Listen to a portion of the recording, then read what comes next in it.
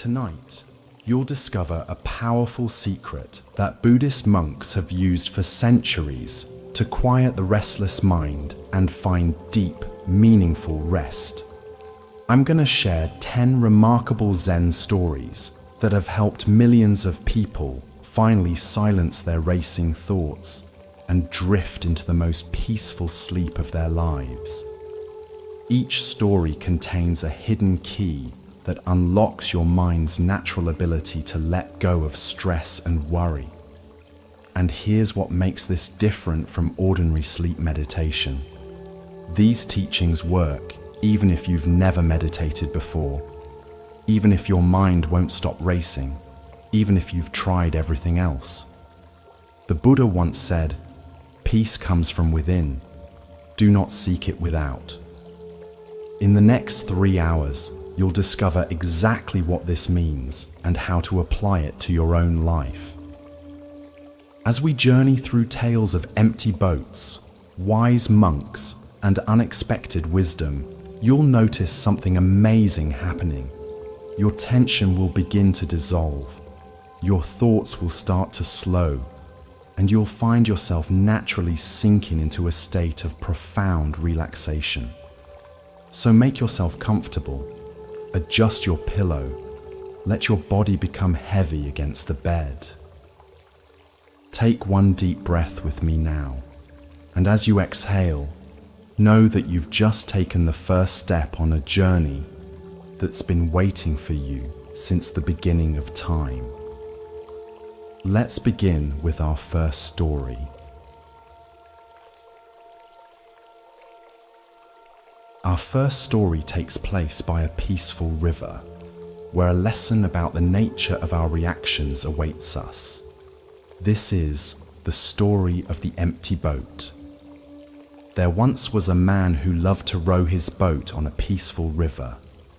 He found great joy in drifting along the water, enjoying the calm and solitude of nature. Every evening, as the sun was setting and the world was bathed in golden light, he would take his boat out for a quiet journey. On one such evening, as he paddled softly and relished the tranquility, he noticed another boat heading directly toward him. At first, he called out politely, "Be careful!" But the boat didn't change course. Still, the boat continued on its collision course. Now growing angry, the man began shouting, "Move aside! You're going to crash into me!" His peaceful evening was suddenly filled with frustration as he watched the approaching boat with mounting anxiety. Finally, as the two boats collided, he was ready to unleash his anger on the careless boater. But when he looked closely, he realized that the boat was empty. There was no one inside. It was simply drifting, carried by the current. In that moment, the man's anger dissolved instantly. He sat there feeling foolish for yelling at an empty boat. What had changed? Not the situation. The boats had still collided. What changed was his understanding. There was no intention behind the collision, no carelessness or disrespect to fuel his anger. The Buddha once said, "You will not be punished for your anger. You will be punished by your anger." This profound truth reveals itself perfectly in the empty boat story. Our anger, frustration, and resentment often arise not from events themselves, but from the stories we create about intentions behind those events. Why do we react this way? In Zen Buddhism, this reactivity stems from our ego clinging, our deep-seated attachment to a separate self that must be defended and validated. When someone cuts us off in traffic, our ego experiences it as a personal affront. How dare they disrespect me? The ego constructs a narrative where we are the center and others are either allies or adversaries.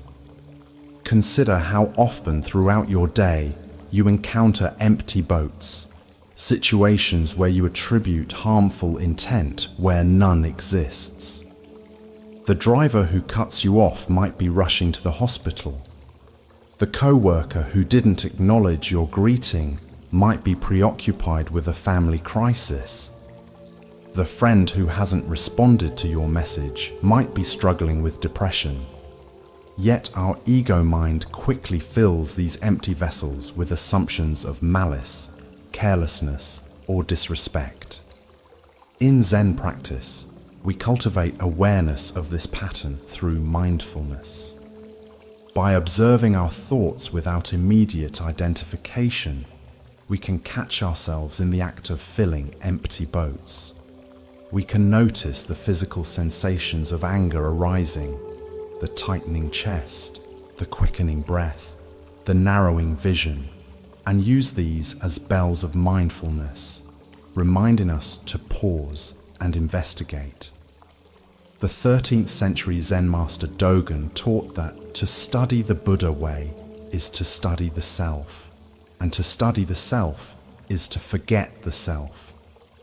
When we forget the self, when we let go of our ego's constant need to assert and defend, we see empty boats for what they truly are, simply events occurring in the vast river of existence, without personal meaning or intentional slight. Buddha taught, holding on to anger is like grasping a hot coal with the intent of throwing it at someone else. You are the one who gets burned. Each time we respond with anger, we suffer first and most. By recognizing the empty boats in our daily interactions, we liberate ourselves from this self-inflicted suffering. Tonight, as you reflect on your day, recall a moment when you felt slighted or offended. Can you recognize the empty boat in that situation? Can you see how your own mind filled that empty vessel with assumptions and judgments? And in that recognition, can you feel the freedom that comes from letting go? As the Buddha said, peace comes from within. Do not seek it without. The tranquility we seek is already available to us when we stop filling empty boats with the stories created by our ego mind.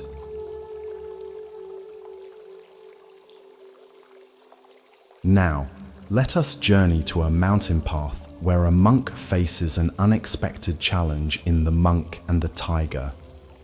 Once upon a time, in a quiet mountain monastery nestled deep in the forest, there lived a wise and peaceful monk. Every day, he would take long walks through the surrounding woods, meditating on the beauty of nature and the teachings of the Buddha. He found great peace in the solitude of the forest, where he could connect deeply with the present moment and the world around him. One day, during his walk along a narrow mountain path, the monk suddenly heard a loud, frightening sound. A tiger's roar echoed through the trees. He froze for a moment, his heart pounding, and when he turned, he saw a large, fierce tiger charging toward him through the thick forest underbrush. The tiger's eyes were locked on him, and its powerful body moved with terrifying speed. The monk's first instinct was to run, and he did. He sprinted down the path, his robes billowing behind him as the tiger drew closer and closer. Desperate to escape, he saw a vine hanging down the side of a cliff. Without hesitation, he grabbed the vine and began to climb down, hoping to find safety below. As he descended the cliff, clinging tightly to the vine, he looked down and his heart sank. Below him, another tiger was pacing at the bottom of the cliff, waiting for him to fall. He was trapped. There was no way up and no way down. The monk paused, dangling from the vine with one tiger above and another below. His situation seemed hopeless. But as he hung there, suspended between the two tigers, something caught his eye. Growing out of the cliff's side, just within reach, was a small wild strawberry plant. On the plant was a single ripe red strawberry. In that moment, the monk stopped thinking about the tigers, his fear, and his predicament. Instead, he reached out with one hand, carefully plucked the strawberry, and put it into his mouth. He bit into the fruit, savoring its sweetness. The taste was exquisite. For that brief moment, all that existed was the joy of the strawberry's flavor. Sweet, fresh, and perfect. Despite the danger surrounding him, the monk found peace in that single mindful moment. He had accepted that he couldn't change his circumstances, but he could still fully experience the present. The monk smiled, knowing that this fleeting taste of sweetness was a reminder of life's beauty, even in the most precarious of situations. The Buddha taught, "Do not dwell in the past, do not dream of the future, concentrate the mind on the present moment." This teaching lies at the heart of the monk and tiger story. It reveals a profound truth about our human condition. We spend our lives suspended between two tigers, the regrets and wounds of our past and the fears and anxieties about our future. Why do we struggle so mightily with staying present? Zen Buddhism explains that our minds evolved primarily as survival mechanisms, constantly scanning for threats and planning for protection. This evolutionary advantage becomes a spiritual liability when it pulls us away from the only moment we ever truly have, this one. Our thinking mind convinces us that happiness lies in resolving past hurts or securing future comforts, when in reality, peace is available only in the present. Look deeply at your own experience. How much of your mental suffering comes from replaying past events you cannot change? The harsh words you wish you hadn't spoken, the opportunity you missed, the relationship that ended painfully. These are the tigers above. And how much anxiety stems from anticipating future scenarios that may never materialize. The work presentation next week, the medical test results, the financial worries. These are the tigers below. Zen master Thich Nhat Hanh taught, "The present moment is filled with joy and happiness. If you are attentive, you will see it." This is the strawberry in the story. The simple, available joy that exists alongside our difficulties. It doesn't deny the reality of our challenges. It simply offers us a different relationship to them. This strawberry might be the warmth of sunlight on your skin, the sound of a child's laughter, the taste of a simple meal, the comfort of your bed, or even the miracle of your own breath. These small pleasures are always available, even in our most difficult moments, but we miss them when we're consumed by the tigers of past and future. Zen practice teaches us to cultivate what the Japanese call ichi-go ichie, one time, one meeting, the recognition that each moment is a unique and unrepeatable gift. When we truly understand the preciousness of this moment, we naturally want to be fully present for it, regardless of our circumstances. The Buddha said, "The secret of health for both mind and body is not to mourn for the past, worry about the future, or anticipate troubles, but to live in the present moment wisely and earnestly." This wisdom invites us to notice where our attention habitually goes. Are you constantly rehearsing past conversations or rehearsing future scenarios? Can you gently guide your awareness back to the strawberry of the present moment, the simple sensory experiences available right now? Tonight, as thoughts of tomorrow's responsibilities or yesterday's regrets arise, remember the monk and the strawberry. What small joy might you savor right now, even amid uncertainty? Perhaps it's the rhythm of your breathing, the weight of the blanket on your body, or the quiet of this moment. The Buddha taught, "There is no path to happiness. Happiness is the path." By savoring the strawberries along our journey, we discover that peace is not waiting for us when the tigers disappear. It's available in their very presence. Our next story reveals a profound truth about the nature of suffering through a simple yet powerful metaphor. This is the story of the two arrows. One day, the Buddha was sitting with his disciples in a peaceful forest clearing. The trees swayed gently in the breeze, and the sound of birds filled the air. The Buddha often taught his disciples about the nature of suffering and the path to enlightenment. And on this particular day, a troubled disciple approached him with a question. "Master," the disciple said, bowing before the Buddha, "I do not understand why we suffer so much in this life. Pain seems to follow us wherever we go. Why is this so, and how can we find peace amidst so much suffering?" The Buddha gazed at the disciple with kindness and understanding. He saw the confusion and frustration in his student's eyes and knew that this was a question many of his followers pondered. "Let me explain," the Buddha said gently.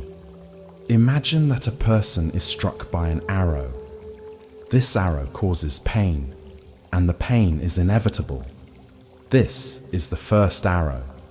The disciples nodded, understanding that the first arrow symbolized the inevitable difficulties of life, the physical pain of illness, injury, or loss. "But now," the Buddha continued, "imagine that after being struck by the first arrow, the person is then struck by a second arrow. This second arrow does not come from outside. It is created by the mind. It is the anger, fear, frustration, or sorrow that follows the pain. This is the second arrow." The Buddha paused, letting his words sink in. "You see," he said, "while the first arrow is unavoidable, the second arrow is optional. The first arrow represents the natural pain we all experience in life, the challenges and hardships we cannot escape. But the second arrow, the suffering caused by how we react to that pain, is something we can choose to avoid." The disciple listened intently as the Buddha explained that when we experience physical or emotional pain, the first arrow, we often make it worse by adding a second layer of suffering with our mental reactions. We become angry, resentful, or anxious, and these emotions deepen the wound. Instead of accepting the pain, we resist it, and in doing so, we increase our suffering. When we are struck by the first arrow, the Buddha continued, we must recognize it for what it is, a natural part of life. But we must also recognize the second arrow. It is the arrow we create ourselves. Through mindfulness and understanding, we can choose not to let the second arrow pierce us. "Master," the disciple asked, beginning to understand, "how can we avoid the second arrow? How can we prevent our minds from adding to our suffering?" The Buddha smiled. "By practicing mindfulness, we can observe our thoughts and emotions without becoming attached to them. When we feel pain, we can acknowledge it without judgment. We can accept that pain is part of life, but we do not need to dwell on it or create more suffering through resistance or negative thoughts. In this way, we can stop the second arrow before it strikes." The Buddha taught, pain is inevitable, suffering is optional. This simple yet profound statement captures the essence of the two arrows parable. We cannot avoid all pain in life. The first arrows will find us, but we have tremendous power over how much we suffer because of that pain. Why do we so readily shoot second arrows at ourselves? Zen Buddhism points to several aspects of our conditioned mind that create this pattern. First is our deeply ingrained habit of aversion, the mind's automatic recoiling from unpleasant experiences. When pain arises, we instinctively resist it, creating a layer of mental tension that compounds the original discomfort. Second is our tendency toward identification, the way we merge with our experiences thinking, I am in pain, rather than there is pain being experienced. This subtle difference has profound implications. When we fully identify with pain, it becomes all-consuming, defining our entire reality. When we observe it with some space, it becomes just one aspect of a larger experience. Third is our habit of proliferation, the mind's tendency to generate endless thoughts about our experiences. A simple headache becomes a cascade of worries. What if this is serious? What if it gets worse? Why does this always happen to me? I won't be able to focus at work tomorrow. Each thought is another second arrow, piercing us again and again.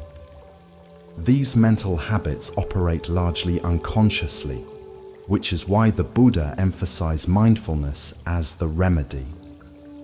Through mindfulness practice, we develop the capacity to see these patterns as they arise.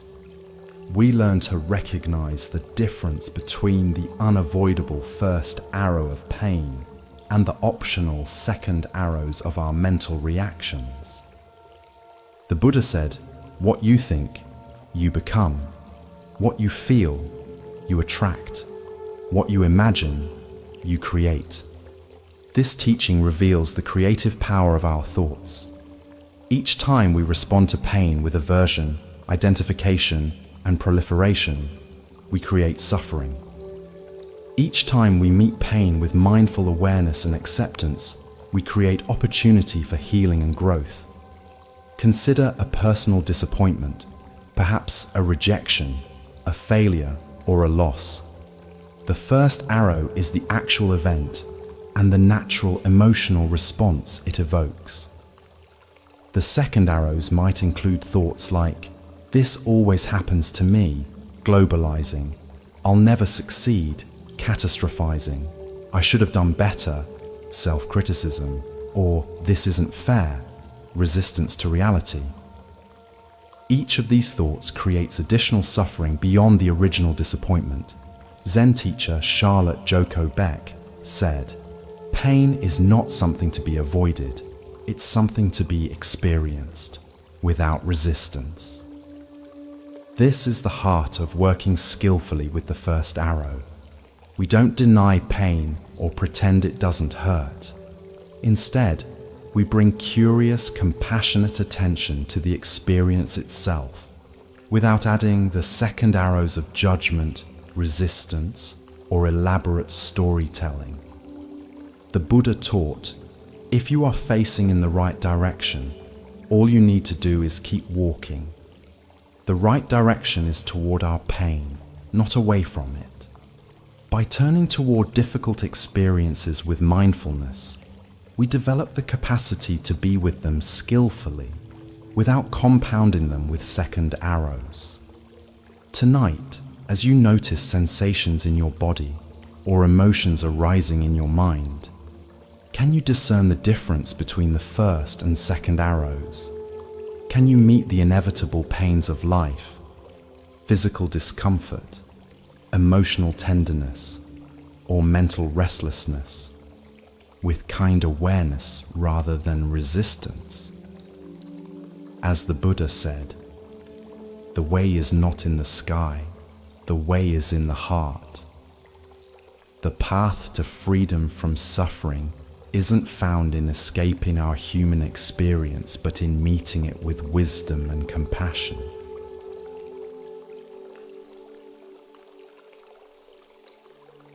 Now let us explore a story that teaches us about the universal nature of loss and how understanding it can bring peace. This is the parable of the mustard seed. Once, long ago, there lived a young woman named Kisa Gotami. She was kind, compassionate, and devoted to her family, but her life took a tragic turn when her only child, a beloved son, fell ill and passed away. Overcome with grief, Kisa could not accept her son's death. She carried his lifeless body in her arms, wandering from house to house, desperately seeking someone who could bring him back to life. At each door, Kisa begged, "Please help me. My son is dead. Is there anyone who can cure him?" But everyone she approached turned her away, saying that there was nothing they could do. Her sorrow grew heavier with each step, and her heart ached more with every rejection. One day, Kisa's path led her to a wise elder who took pity on her and said, "Go to the Buddha. Perhaps he can help you." With a flicker of hope in her heart, Kisa Gotami hurried to the Buddha, who was known for his compassion and wisdom. She found him sitting calmly under a Bodhi tree, surrounded by his disciples. Falling to her knees, she placed her son's body before him and pleaded, "Master, please bring my child back to life. I cannot bear this pain." The Buddha looked at her with great compassion and understanding. He could see Kisa was deeply suffering, but he also knew that she needed to learn a profound truth about life and death. He thought for a moment and then spoke softly. "I can help you, Kisa. But first, you must bring me something. Go into the village and bring me a mustard seed." Kisa's heart leapt with hope. "Yes, Master, I will bring you a mustard seed," she said, her voice trembling with relief. But before she could leave, the Buddha added, "The mustard seed must come from a household that has never experienced death. If you can find such a household, bring the seed to me, and I will bring your child back to life." Kisa nodded eagerly and set off on her mission. She went to the first house in the village and knocked on the door. A kind woman answered, and Kisa explained her request. "Please, can you give me a mustard seed? But it must come from a home where no one has ever died." The woman looked at Kisa with sad eyes and said, "I am sorry, but my husband passed away last year." Kisa thanked her and moved on to the next house. Again she made her request, but this time the response was, "I am sorry, but my mother passed away many years ago." House after house, Kisa Gotami knocked on doors, hoping to find one that had never known death. But at every house, she heard stories of loved ones lost. A mother, a father, a brother, a sister, a child. As the day wore on, Kisa began to realize that death was not unique to her. It was a universal experience, one that touched every family. Finally, as the sun began to set, Kisa returned to the Buddha, empty-handed but with a new understanding. She knelt before him, her heart no longer filled with desperate hope but with acceptance. "Master," she said, "I could not find a single house that has never known death. Every family has experienced the loss of someone dear to them. Now I understand that death is a part of life and no one can escape it." The Buddha nodded gently and replied, "Kisa, you have learned an important truth. Death is inevitable and suffering comes to all who are attached to the things of this world. But by accepting the impermanence of life, you can find peace. Your grief was not unique, it is shared by all beings. This is the nature of existence." With these words, Kisa Gotami realized that her suffering, though intense, was not hers alone to bear. She had been blinded by her personal grief, but now she saw that all people experience loss. This new understanding allowed her to release her son's body and bury him with dignity, finally finding a sense of peace in the face of life's inevitable changes. The Buddha taught, "Everything that has a beginning has an ending. Make your peace with that, and all will be well." This profound teaching lies at the heart of Kisa Gotami's journey. Her story illuminates one of the most challenging yet liberating truths of existence. Nothing lasts forever, and our attempts to deny this reality only increase our suffering. Why do we resist the truth of impermanence so fiercely? Zen Buddhism points to our deep-seated craving for permanence as the root of suffering.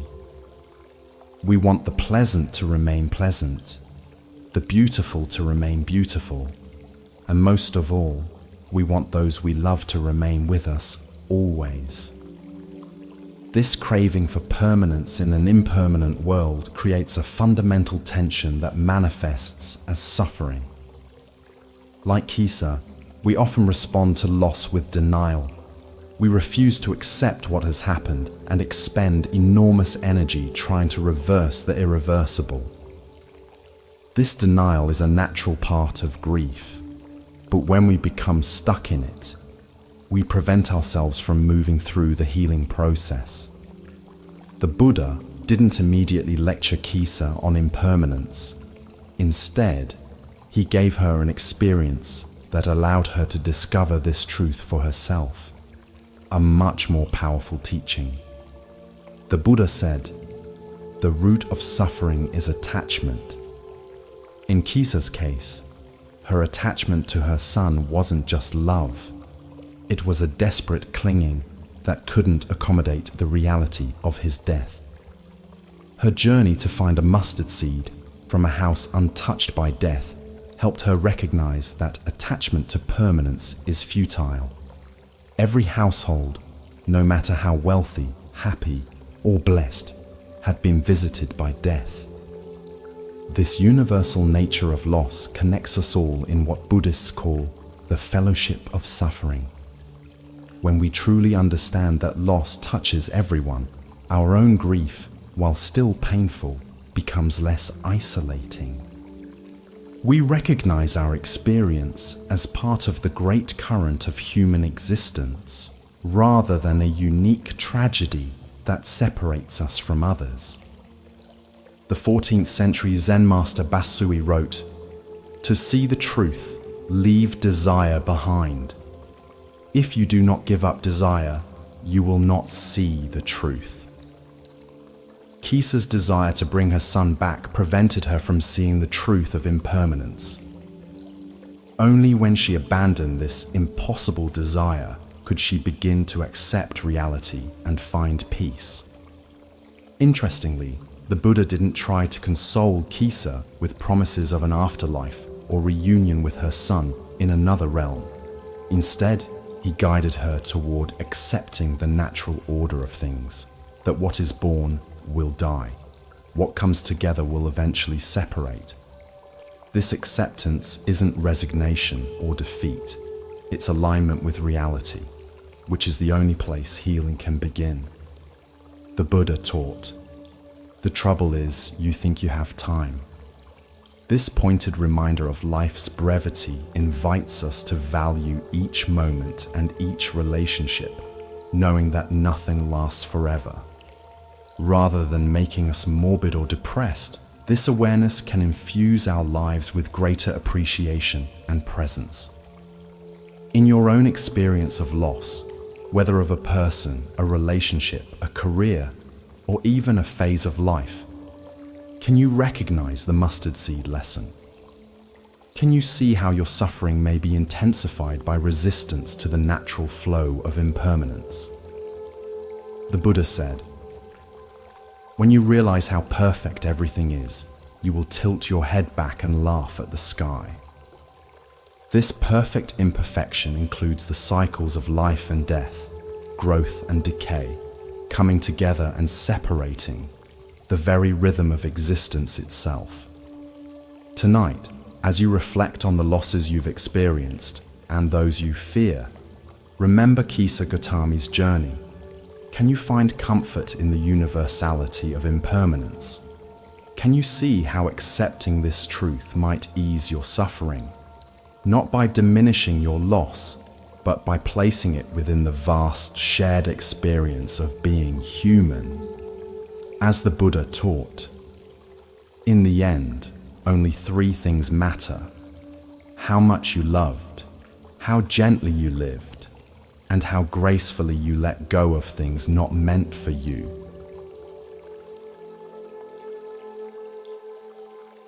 Our next story speaks to the wisdom of suspending judgment and maintaining equanimity in the face of life's constant changes.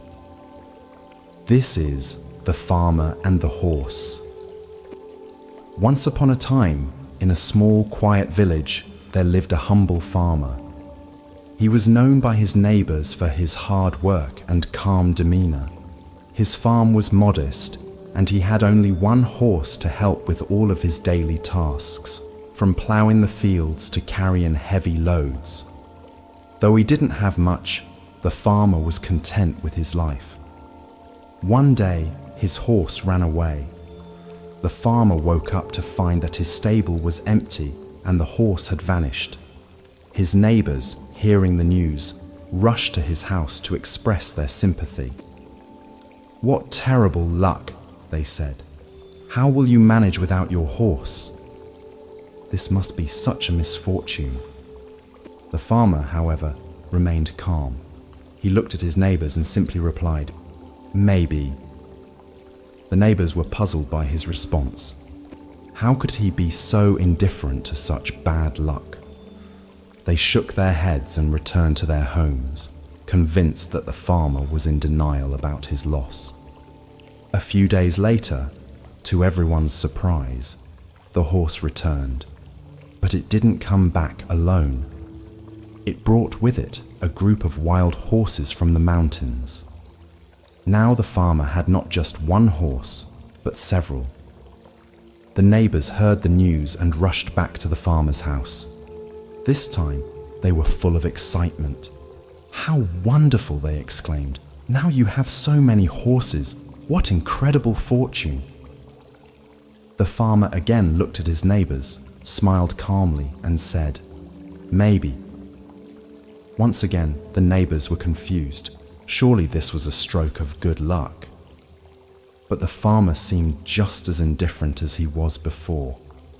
They wondered why he didn't seem more excited about his newfound wealth. A few days later, the farmer's son decided to try taming one of the wild horses. While riding the horse, he was thrown off violently and broke his leg. The injury was severe, and the son would be unable to help with the farm work for a long time. Hearing of the accident, the neighbors returned to the farmer's house once again. This time, they were filled with sympathy. "What bad luck," they said. "Your son has broken his leg, and now he cannot help you. This is truly unfortunate." As before, the farmer responded with his usual calmness. "Maybe," he said. The neighbors were now thoroughly baffled by the farmer. Every time something significant happened, whether it seemed good or bad, he gave the same nonchalant response. They couldn't understand why he wouldn't react more strongly to the events in his life. A few weeks later, the country was thrown into turmoil. A war broke out, and soldiers came to the village to draft all the young men into the army. Many of the village's sons were taken away to fight in the war. But because the farmer's son had a broken leg, he was not drafted and stayed home with his father. Once again, the neighbors visited the farmer. "How fortunate you are," they said. "Because of your son's injury, he was spared from the war. What amazing luck!" And once again, the farmer replied, "Maybe." The Buddha taught, nothing is permanent. Everything is subject to change. Being is always becoming. This truth forms the foundation of the farmer's wisdom. His consistent response of maybe reflects a deep understanding that life is in constant flux, and what appears favorable or unfavorable in one moment may reveal itself to be quite different in the next. Why do we rush to judge events as good or bad? Zen Buddhism points to our mind's habitual categorization, its constant sorting of experiences into desirable or undesirable, fortunate or unfortunate. This dualistic thinking creates an emotional roller coaster. We're elated when things go well and devastated when they go poorly. But as the farmer story shows, we never have the complete picture. We cannot see how today's misfortune might prevent tomorrow's disaster, or how today's blessing might lead to tomorrow's challenge. The concept of non-judgment in Zen Buddhism doesn't mean indifference or apathy. The farmer wasn't emotionally detached from his life. Rather, he possessed what the Buddha called equanimity, upekkha, a balanced perspective that remains steady amid life's inevitable ups and downs. He cared about his horse, his son, and his livelihood, but he didn't allow his peace of mind to be at the mercy of changing circumstances. Zen master Seng Tsan wrote in the Xin Xin Ming, "The great way is not difficult for those who have no preferences." When we stop insisting that life conform to our ideas of how things should be, we find a deeper kind of freedom. We open ourselves to life's inherent wisdom, which often unfolds in ways our limited perspective cannot anticipate. The Buddha taught, "Do not overrate what you have received, nor envy others. He who envies others does not obtain peace of mind." How often do we compare our circumstances to others, concluding that we're either blessed or cursed based on these comparisons? The farmer's neighbors constantly evaluated his situation based on their own judgments of good and bad, while the farmer himself remained free from these limiting perspectives.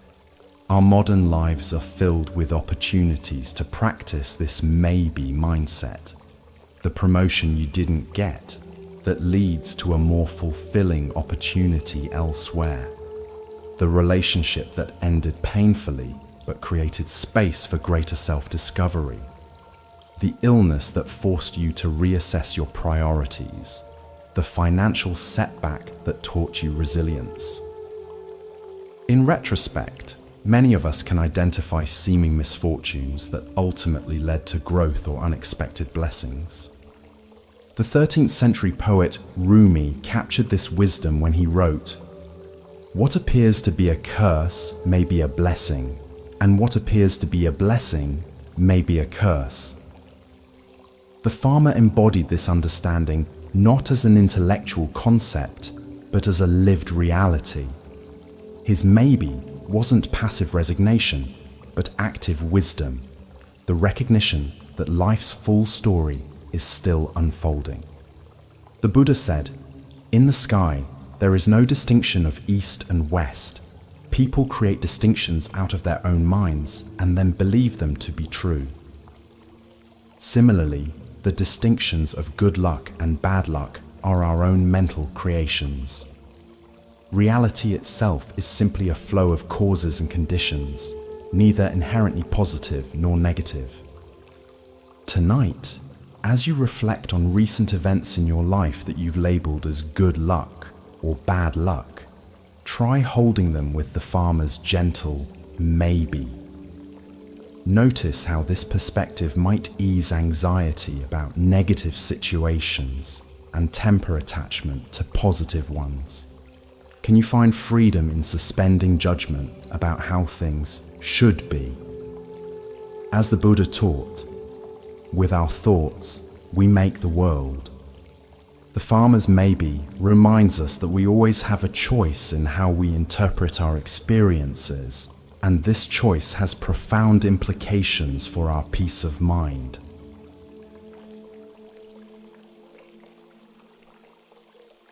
Our next story reveals the power of non-reactivity and emotional mastery. This is the Buddha and the Angry Man. Once upon a time, while the Buddha was teaching a group of disciples in a peaceful forest, a man approached him with anger burning in his eyes. The man had heard about the Buddha's wisdom and teachings, but he felt threatened by the Buddha's influence over others. Filled with jealousy and resentment, he decided to confront the Buddha and insult him in front of his followers. As the Buddha sat calmly under the shade of a Bodhi tree, the man stormed up to him and began hurling insults. "You are nothing but a fraud," the man shouted. "Who do you think you are? You may pretend to be wise and enlightened, but you're just deceiving people." The Buddha remained completely calm and unbothered by the man's harsh words. His expression didn't change, and he didn't respond to the man's anger.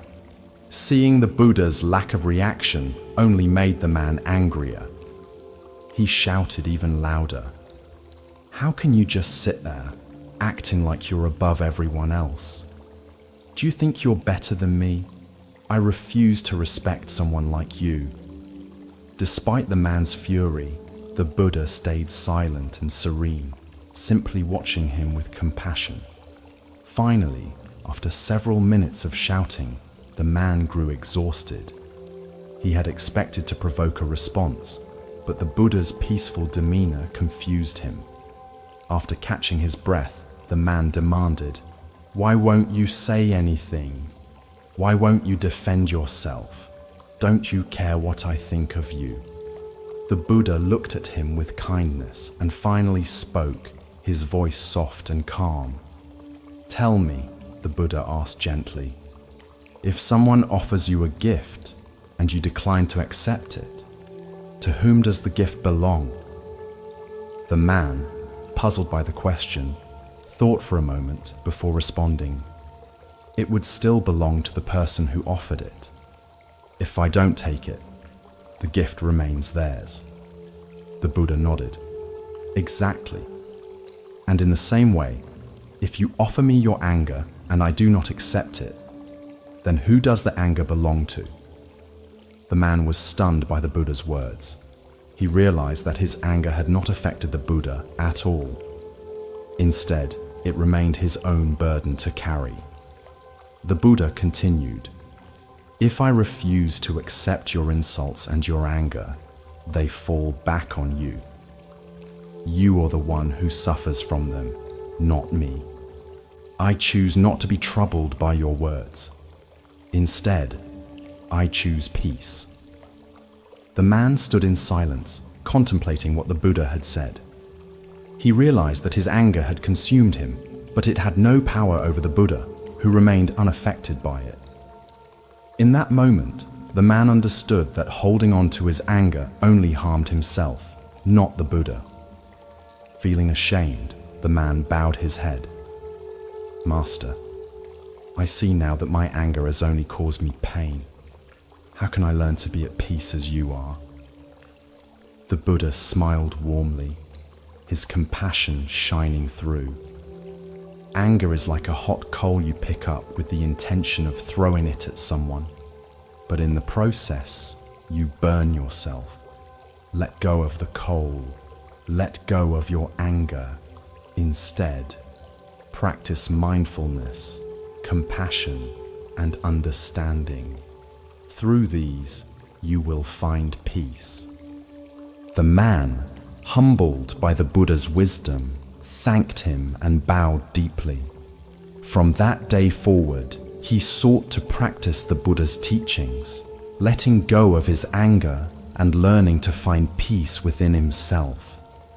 The Buddha taught, "You are not punished for your anger, you are punished by your anger."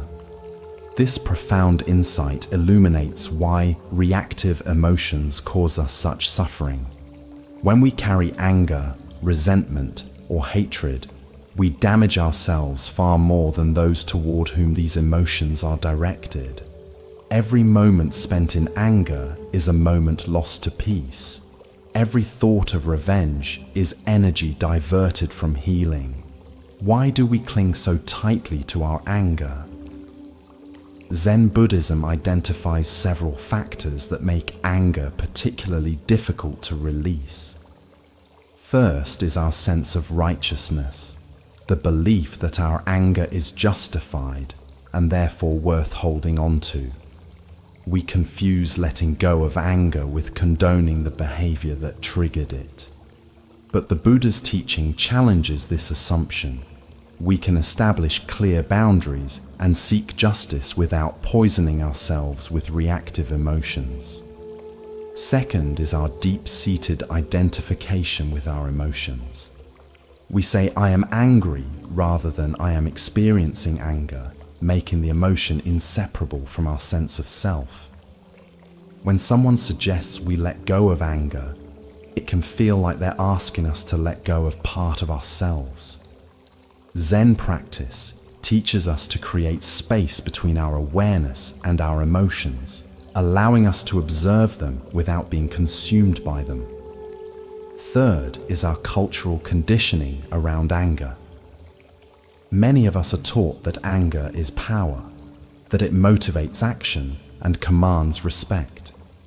We fear that without anger, we might become passive or be taken advantage of. The Buddha's response to the angry man demonstrates true power, not the reactive force of aggression, but the stable, immovable strength of equanimity. The Buddha said, "Hatred never ceases by hatred, but by love alone is healed. This is an ancient and eternal law." This teaching invites us to examine our assumption that anger is an effective response to mistreatment. Does meeting hostility with hostility ever truly resolve the underlying causes of conflict? Or does it simply perpetuate cycles of reactivity? The metaphor of the gift is particularly illuminating. It suggests that emotions like anger, criticism, and judgment require our acceptance to affect us. When someone directs negativity toward us, we have a choice. We can accept this energy, absorb it, and allow it to disturb our peace, or we can decline the offering, maintaining our equanimity. This doesn't mean becoming emotionally disconnected or indifferent to injustice. The Buddha didn't ignore the angry man. He remained present, engaged, and responsive, but he responded from a place of compassion rather than reactivity, wisdom rather than ego defense. This is the essence of non-reactivity in Zen practice, not withdrawal from engagement, but engagement from a different quality of awareness. Zen master Thich Nhat Hanh teaches a practice called embracing anger with mindfulness, which involves recognizing anger when it arises, breathing with it, and treating it with the same care we would show a crying baby.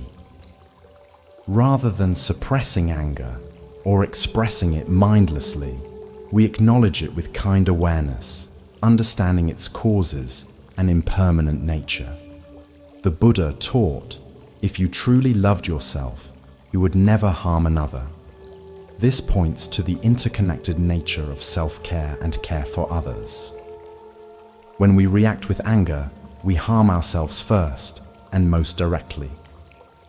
Choosing peace over reactivity is not a selfless sacrifice, but the most profound form of self-care. Tonight, as you reflect on interactions that have triggered anger or resentment in you, experiment with the Buddha's gift metaphor. Can you recognize that you have a choice about whether to accept the gifts of others' negativity? Can you feel the freedom that comes from declining these offerings? Remember the Buddha's words. Holding on to anger is like grasping a hot coal with the intent of throwing it at someone else. You are the one who gets burned. In releasing that coal, you free not only yourself, but create space for genuine resolution and understanding.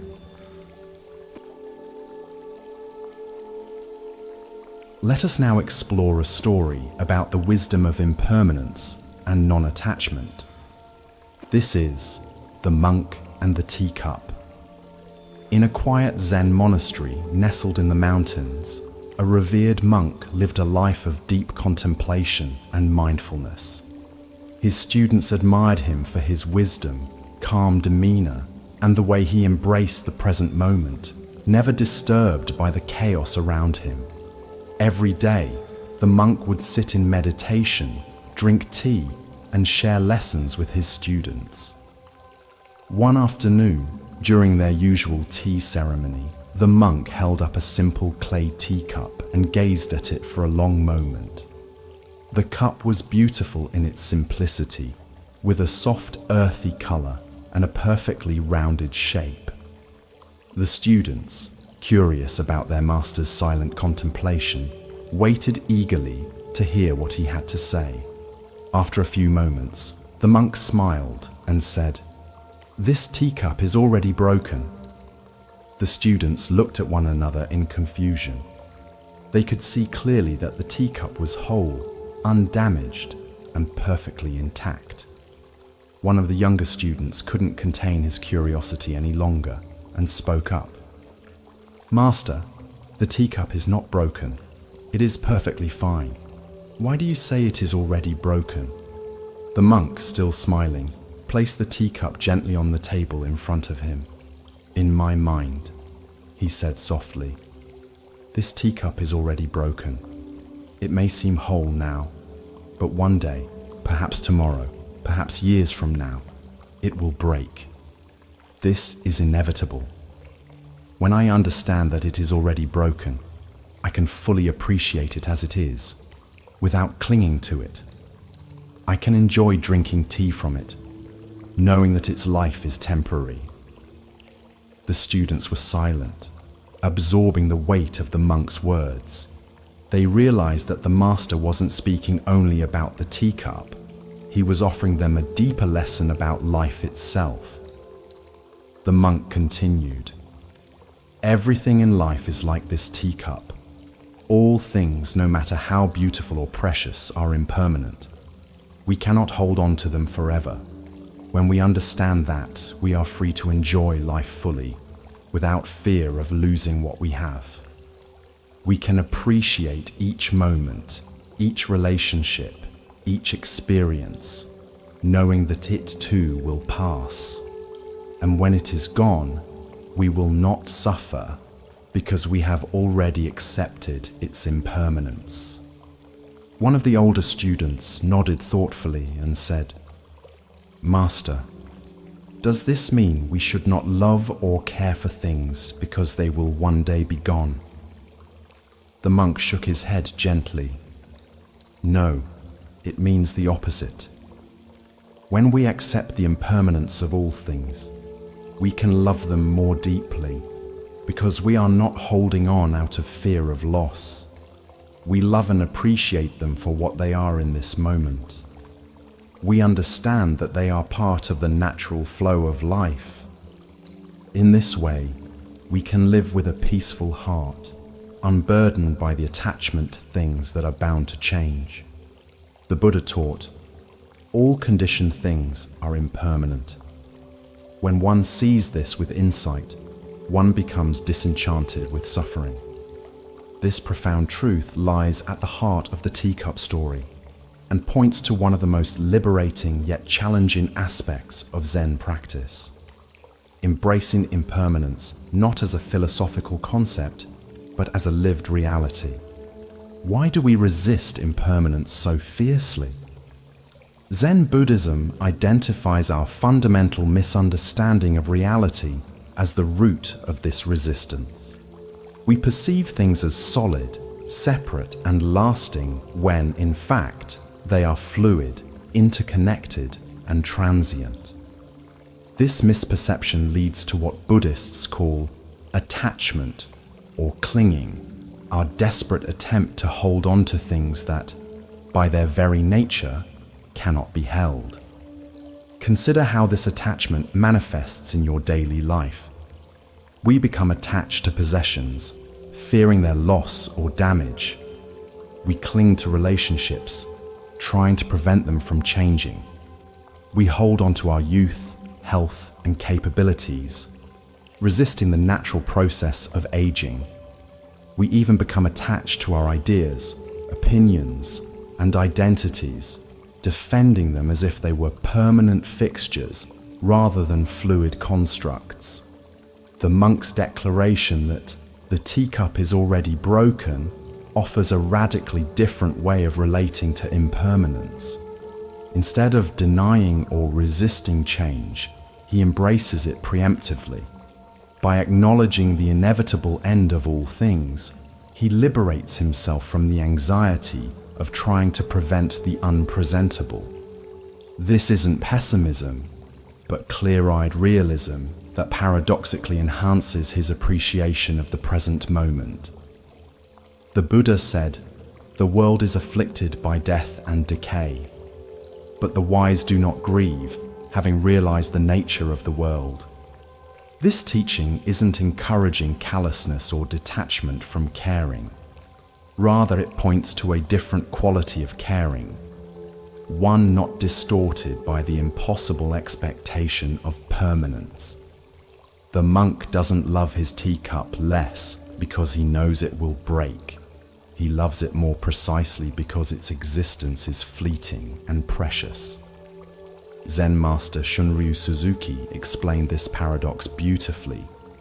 When we understand the truth of impermanence and find our composure in it, we find ourselves in nirvana.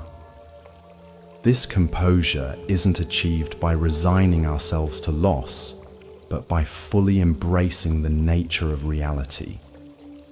It's a composure that allows for deep engagement with life, precisely because we're not constantly fighting against its fundamental characteristics. In practical terms, how might we cultivate this already broken perspective? We can start by noticing our attachments, the people, things, and circumstances we most fear losing. Rather than trying to suppress this fear, we can gently acknowledge the temporary nature of these precious aspects of our lives. We can practice saying to ourselves, "This too will pass," not as a dreary reminder, but as an invitation to cherish the present moment.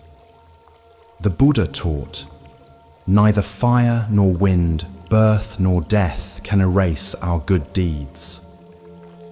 This points to another aspect of the already broken wisdom. While all material things, including our bodies, are impermanent, the impact of our actions and the quality of our presence endures beyond physical forms. By focusing on cultivating wisdom, compassion, and mindfulness, qualities that transcend impermanence, we find a different kind of security. Tonight, as you rest, consider what teacups in your life you might be clinging to with anxiety about their eventual breaking. Can you experiment with the monk's perspective, mentally acknowledging their impermanence not as a threat, but as a reality that deepens their value? As the Buddha said, "The trouble is, you think you have time." The recognition of impermanence doesn't diminish life's beauty. It intensifies it, inviting us to appreciate fully what is here before it inevitably transforms.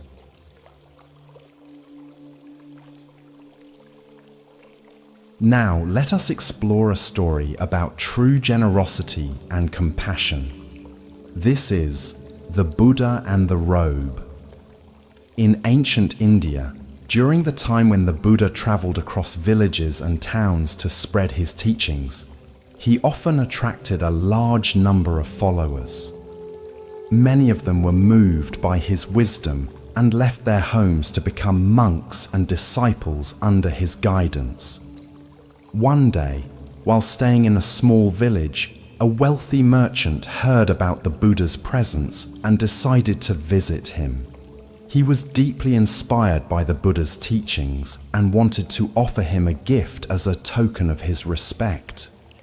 The merchant brought a beautifully woven, luxurious robe made of the finest silk, richly adorned with intricate patterns. The merchant approached the Buddha, bowed respectfully, and presented the robe with reverence.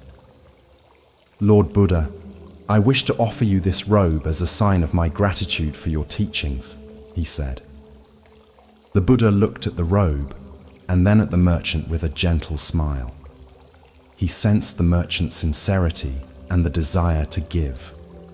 However, the Buddha lived a life of simplicity and was not interested in material wealth or luxuries.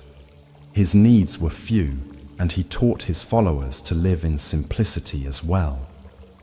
"Thank you for your kind gesture," the Buddha said, "but I cannot accept this robe. It is far too extravagant for a simple monk like me. I am content with the robe I already wear." The merchant was surprised by the Buddha's response. "But Lord Buddha, I offer this robe out of respect for you. Surely you deserve the best that I can give." The Buddha, still smiling, replied, "If you truly wish to honor me, there is another way you can use this gift. Take this robe and offer it to someone who is truly in need, someone who lacks even the basic clothing to cover themselves. That would bring greater merit and joy." The merchant, realizing the Buddha's deep compassion for the poor, nodded slowly. He understood that the true essence of giving was not about offering gifts to those who already had enough, but about providing for those in need. "Thank you, Lord Buddha. I will do as you say," the merchant said. He took the robe and later found a poor man in the village who was shivering in the cold with only rags to wear. The merchant gave the robe to the poor man, who was overjoyed and deeply grateful. The next day, the merchant returned to the Buddha and shared what he had done. The Buddha nodded approvingly and said, "You have done well, my friend." True generosity is not in giving to those who expect or do not need, but in helping those who are in real need. By sharing your wealth with those who are less fortunate, you have brought true joy and compassion into the world. The merchant bowed deeply, feeling a warmth in his heart that he had not known before. He realized that the Buddha's wisdom extended beyond the simple act of receiving a gift. It was about understanding the true nature of giving, the importance of compassion, and the joy that comes from helping others. The Buddha taught, generosity brings happiness at every stage of its expression. We experience joy in forming the intention to be generous, in the actual act of giving, and in recollecting the fact that we have given. This profound insight reveals that true generosity is not merely about the transfer of material goods, but about the transformation of our hearts and minds through the act of giving. Why did the Buddha refuse the luxurious robe?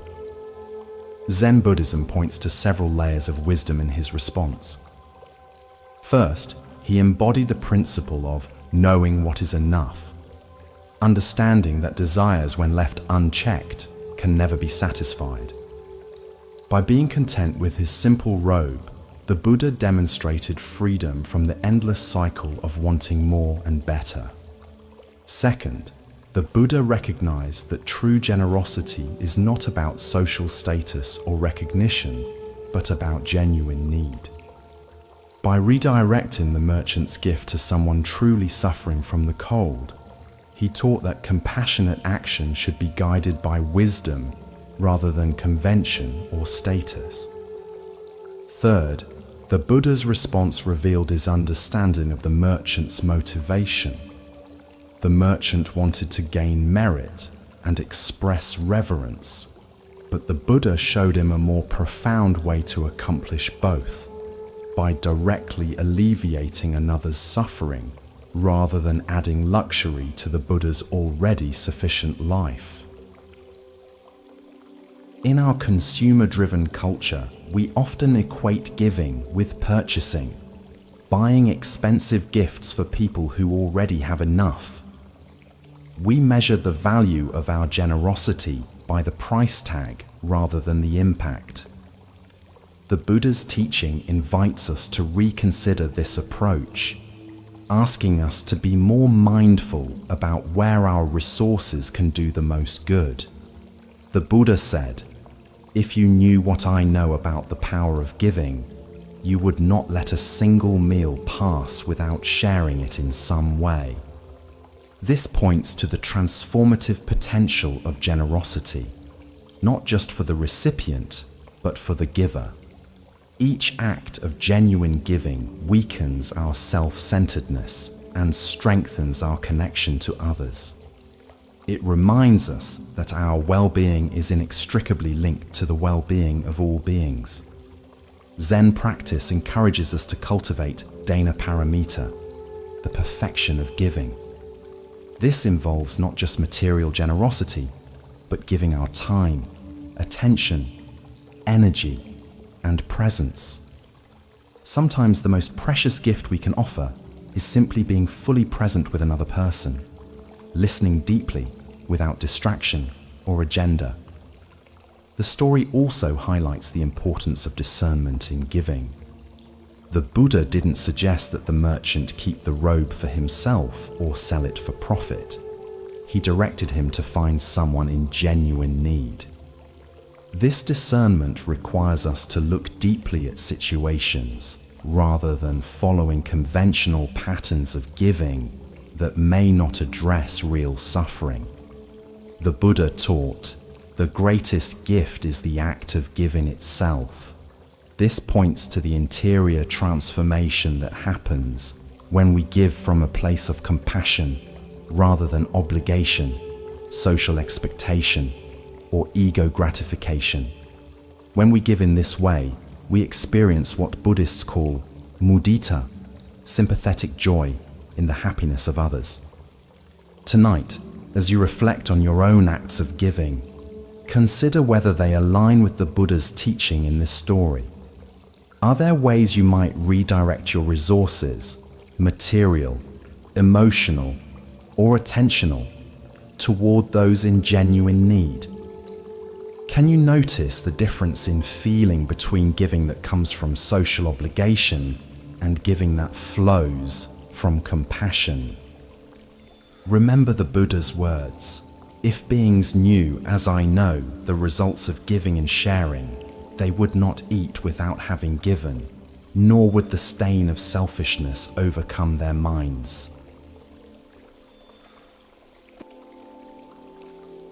Now, let us explore a lesser-known Zen story that reveals profound wisdom about controlling our thoughts. This is The Two Monks and the River.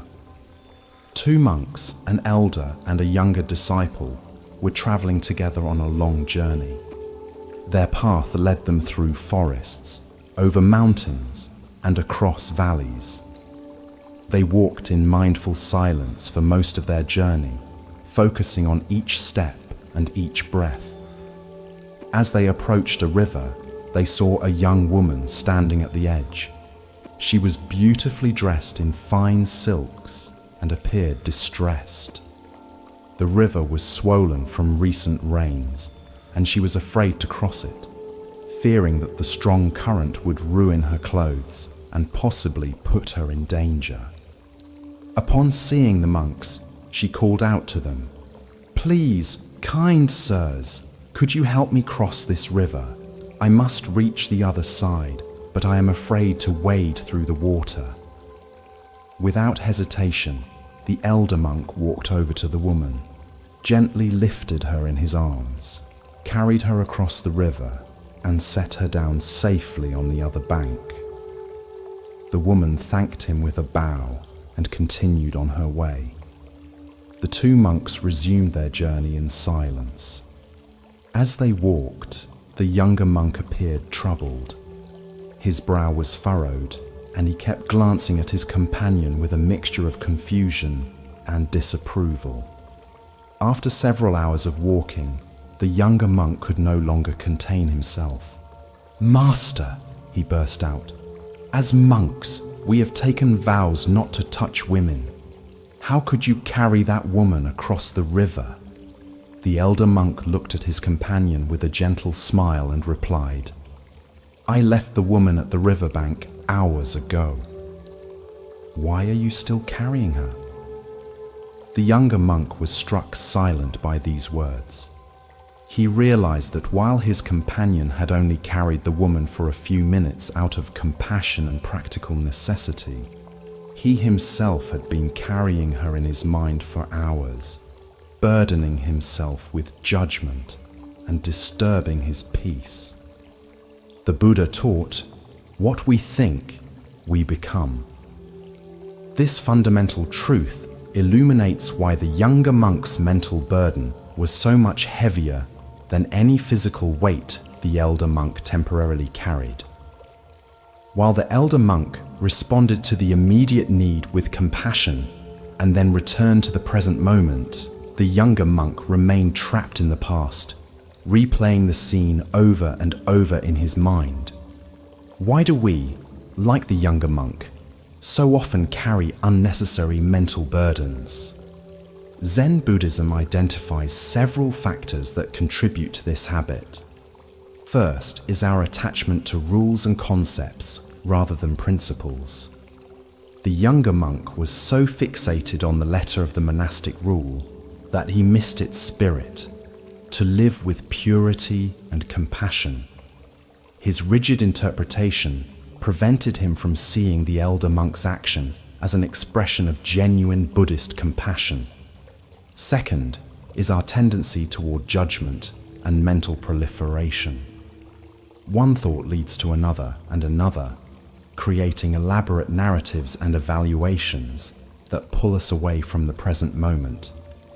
The younger monk's initial observation led to hours of internal commentary, criticism, and confusion, all unnecessary and self-created suffering.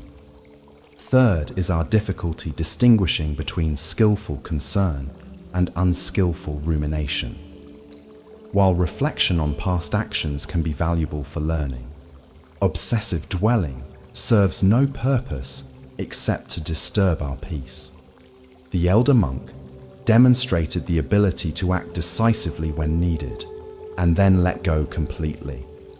In our daily lives, we all carry similar invisible burdens. The argument from last week that we keep rehearsing in our minds.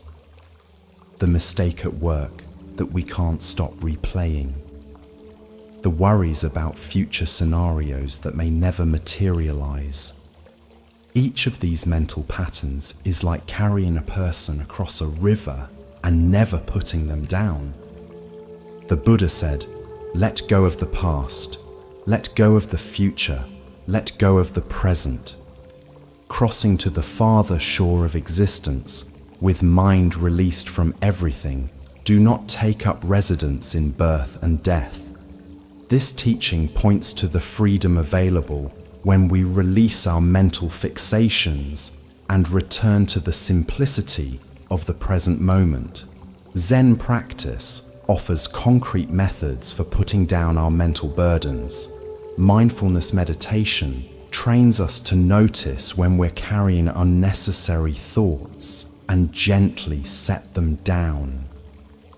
The practice of labeling thoughts as thinking helps us recognize them as mental constructs rather than reality, and focusing on physical sensations, the feeling of our feet touching the ground, the rhythm of our breath, anchors us in the present when thoughts try to drag us into the past or future.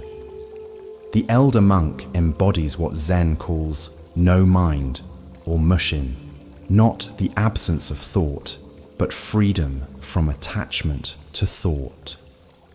He could think clearly when needed, act compassionately when required, and then return to the peaceful emptiness of the present moment. This state is available to all of us when we learn to put down what no longer needs to be carried. Tonight, as thoughts arise about the day behind you or the day ahead, can you notice when you're unnecessarily carrying someone or something in your mind? Can you feel the freedom that comes from gently setting down these mental burdens? Remember the Buddha's words, "Nothing is worth clinging to." In that release lies true peace.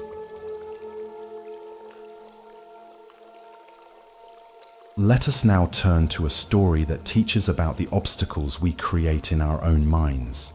This is the story of the empty cup. A respected university professor once visited a Zen master seeking to understand Zen wisdom. The professor had spent many years studying philosophy and religious texts and had written several books on comparative spirituality. He considered himself quite knowledgeable, but was curious about Zen's unique perspective.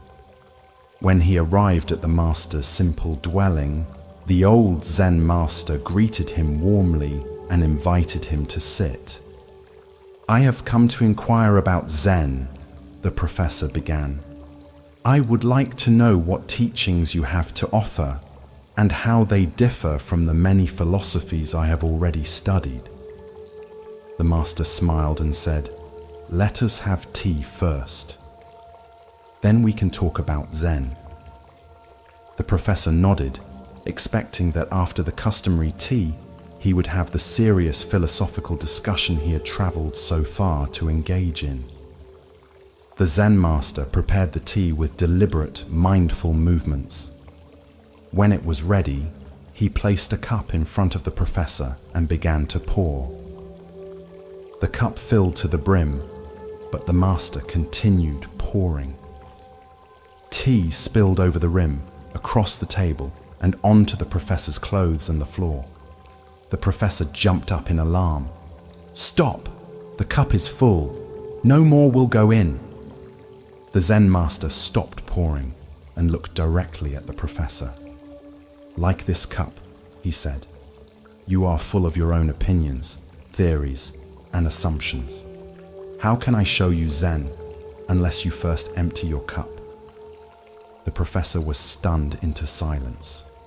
In that moment, he realized that his extensive knowledge had become a barrier rather than a pathway to new understanding. His cup was so full that there was no room for anything new to enter. With this humbling insight, he bowed to the master, ready now to truly begin learning. The Buddha taught, "In the beginner's mind, there are many possibilities, but in the expert's mind, there are few." This teaching points to the importance of maintaining an open, receptive mind, what Zen calls beginner's mind or shoshin. When we approach life with the fresh perspective of a beginner, we remain open to infinite possibilities. When we believe we already know, we close ourselves to new insights. Why do we so readily fill our cups to overflowing? Zen Buddhism identifies several factors that contribute to this common human tendency. First is our ego's need for certainty and control. By convincing ourselves that we understand how things are, we create an illusion of security in an inherently uncertain world. Our opinions and beliefs become a fortress, protecting us from the vulnerability of not knowing. Second is our attachment to identity. Much of who we think we are is constructed from our accumulated knowledge, experiences, and viewpoints. To empty our cup feels threatening because it challenges our sense of self. If I let go of what I know, who am I? This fear keeps us clinging to our filled cups, even when they no longer serve us. Third is what Buddhists call the comparing mind. our habit of constantly measuring ourselves against others. In academic and professional contexts especially, knowing more than others becomes a source of status and recognition. The professor's identity and reputation were built on being knowledgeable, making it particularly challenging for him to adopt a stance of not knowing. The consequences of a full cup extend beyond limiting our learning. When our minds are crammed with preconceptions, we experience life through filters that distort our perception. We see not what is actually before us, but what our existing knowledge tells us should be there. We miss the richness and complexity of reality by forcing it to conform to our limited understanding. Zen practice offers specific methods for emptying our cups. Meditation trains us to observe how quickly we label, categorize, and judge experiences based on past knowledge. By noticing these mental habits, we create space between our pure awareness and our conceptual overlays. We practice putting aside what we think we know to encounter reality directly. The Buddha said, "With our thoughts, we make the world." When our thoughts are rigid and fixed, the world becomes small and predictable. When we empty our cups, approaching life with openness and humility, the world reveals its boundless wonder. In your daily life, notice when you approach situations with a cup already full. Perhaps it's a conversation where you're formulating your response before the other person has finished speaking, or a familiar activity you perform on autopilot, missing its unique qualities in this moment, or a person you think you understand completely, leaving no room for them to surprise you. Tonight, as you rest, experiment with emptying your cup. Let go of what you think you know about relaxation, sleep, or even these stories you're hearing. Can you listen with fresh ears, as if hearing these words for the first time? Can you feel the spaciousness that emerges when you set aside the need to evaluate, analyze, or categorize? As the Buddha taught, empty your boat of water, it will go lightly and swiftly. Similarly, when we empty our minds of preconceptions, we move through life with greater ease and joy. Now, let us explore a story about finding wisdom in unexpected places. This is the story of the Zen master and the dirty road. A Zen master was traveling with a group of disciples along a countryside road. The rainy season had turned the path into a muddy, difficult journey. As they walked mindfully, paying attention to each step, they came upon a beautiful temple on a hill overlooking the road. The group decided to visit the temple and climbed the hill. When they arrived, they found a magnificent structure with intricate carvings, golden statues, and meticulously maintained gardens. Inside, priests in immaculate robes conducted elaborate ceremonies with precise movements and beautiful chanting. The disciples were impressed by the temple's splendor and the priest's dedication to their rituals. After spending some time observing, they gathered around their master outside the temple. "Master," one disciple asked, "what do you think of this temple and its practices? Is this the path to enlightenment?" The Zen master didn't answer immediately. Instead, he led his disciples back down to the muddy road they had been traveling on. He stopped at a particularly dirty section, knelt down, and placed his hand in the mud. Then he drew a circle in the muddy ground. Looking at his disciples, he said, "The truth can be found here as well." The disciples were confused at first, but slowly they began to understand. The master was showing them that enlightenment was not confined to beautiful temples or perfect rituals. The mud, ordinary, messy, and commonly avoided, contained the same ultimate reality as the Golden Temple. True wisdom could be found anywhere by those with eyes to see.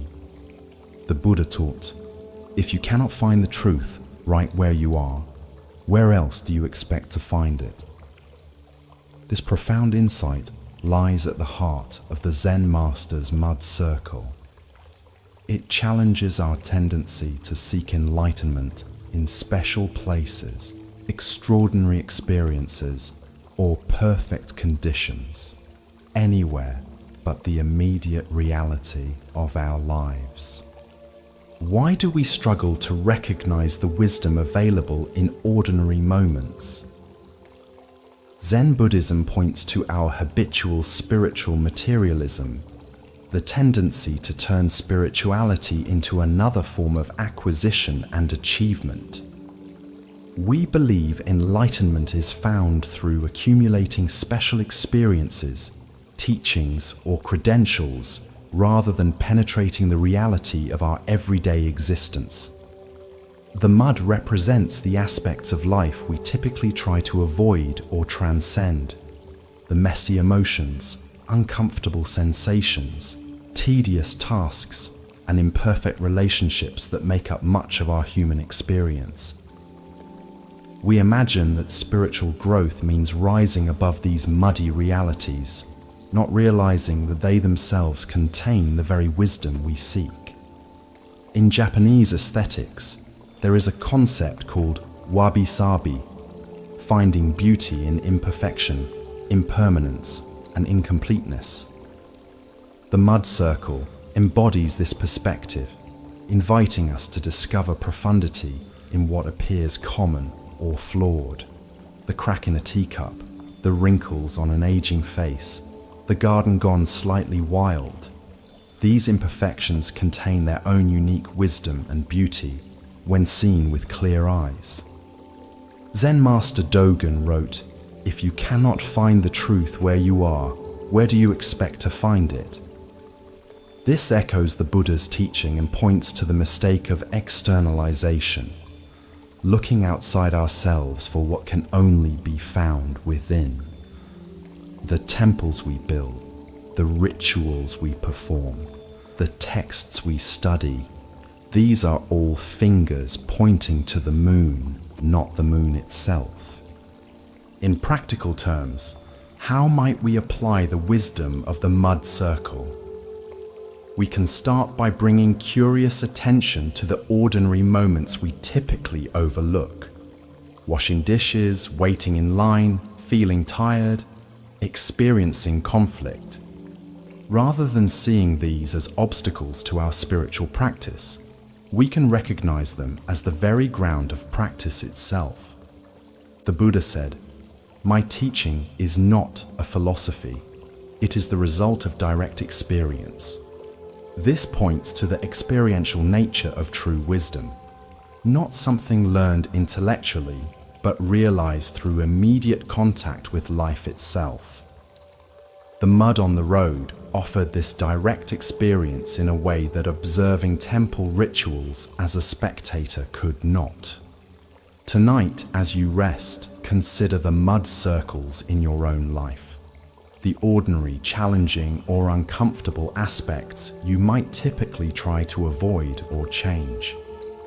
Can you bring the same attention to these experiences that you would to a beautiful sunset or a profound spiritual teaching? Can you sense the potential wisdom waiting to be discovered in these unexpected places? As the Buddha taught, all experiences are preceded by mind, led by mind, created by mind. When we approach even the muddiest moments with an open, curious mind, we transform them from obstacles into pathways to deeper understanding.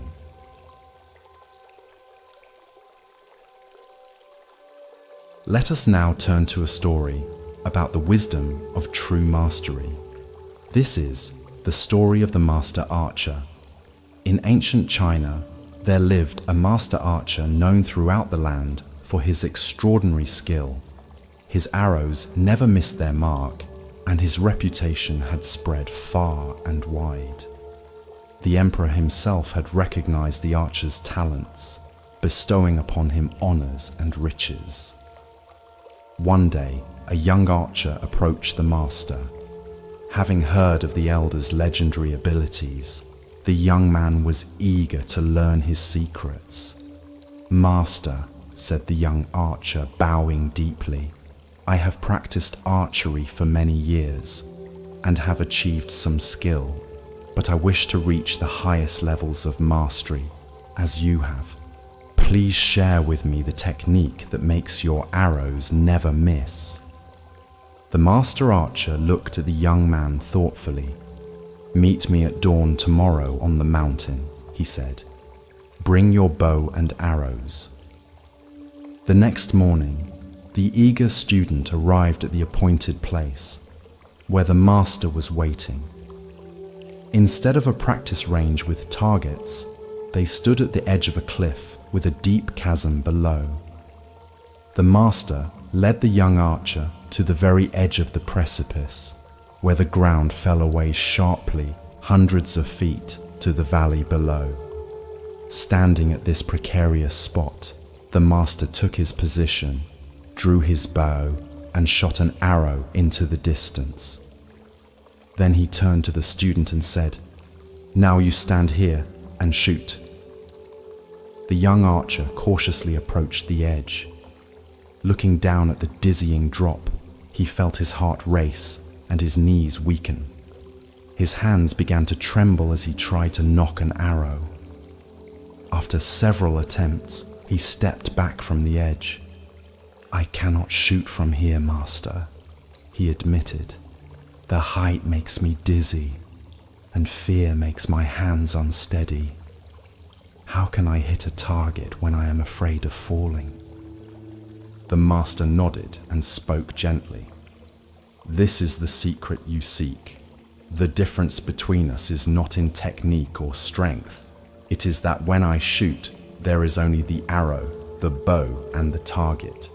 There is no fear, no thought of success or failure, no awareness of being watched or praised. There is not even a self who is shooting. There is only the perfect unity of archer and target." He continued, "You miss your mark not because your skill is lacking, but because you are divided. Part of you shoots the arrow, while another part fears falling, hopes for success, worries about failure, and remains self-conscious. When you can shoot with your whole being, undivided by fear or desire, you will find the mastery you seek." The young archer bowed deeply, understanding that he had received a lesson far more valuable than any technique. He had been shown the true path to mastery, not just in archery, but in all of life. The Buddha taught, "Your work is to discover your world, and then with all your heart give yourself to it." This teaching perfectly captures the essence of the master archer's wisdom. True mastery in any field comes not from technique alone, but from total presence and the dissolution of the separate self that creates division within us. Why do we struggle to achieve this state of undivided attention? Zen Buddhism identifies several factors that fragment our awareness. First is our habitual self-consciousness, the part of our mind that stands apart from experience, evaluating our performance, comparing ourselves to others, and seeking validation. This observing ego creates an artificial separation between ourselves and our actions. Second is our attachment to outcomes, our fixation on success or failure, praise or criticism, reward or punishment. When we shoot an arrow, literally or metaphorically, while obsessing about whether it will hit the target, we introduce tension and hesitation that interfere with natural performance.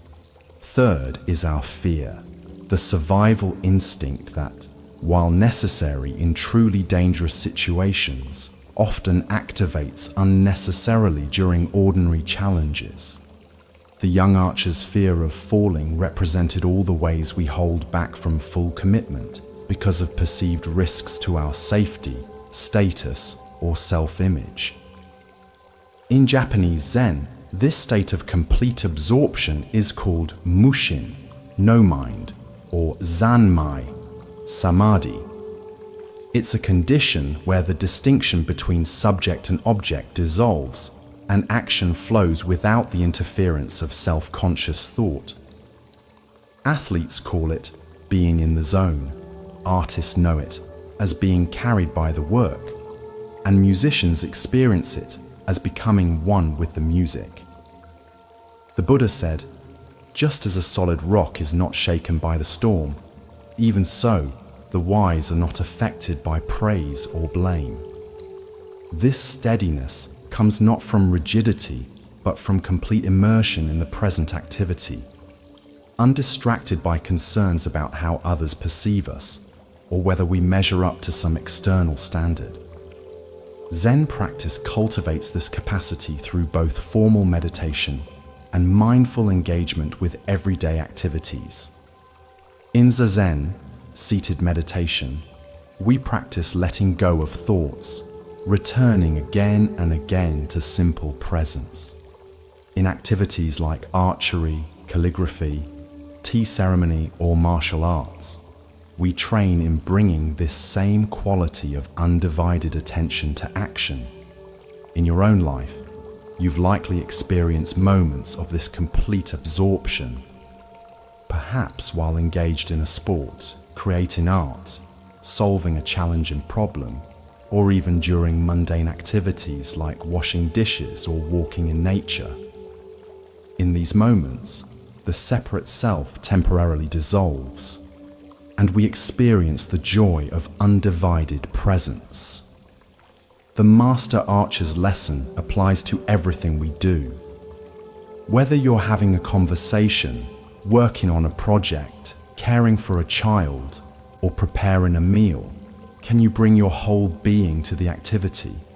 Can you notice when you're divided, part of you present, while another part worries, plans, or judges? As the Buddha taught, there is no way to happiness. Happiness is the way. The satisfaction we seek is not in achieving results, but in the quality of presence we bring to each moment. Tonight, as you prepare for sleep, can you approach rest with the archer's undivided attention? Rather than trying to force sleep or worrying about getting enough rest, can you simply be with the experience of lying down, feeling the weight of your body on the bed, and following the natural rhythm of your breath? Remember the Buddha's words, "Peace comes from within. Do not seek it without." The tranquility you seek is available in the complete acceptance of this moment, just as it is.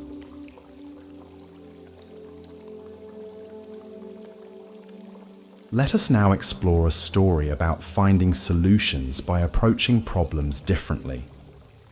This is the story of the Zen master and the heavy stone.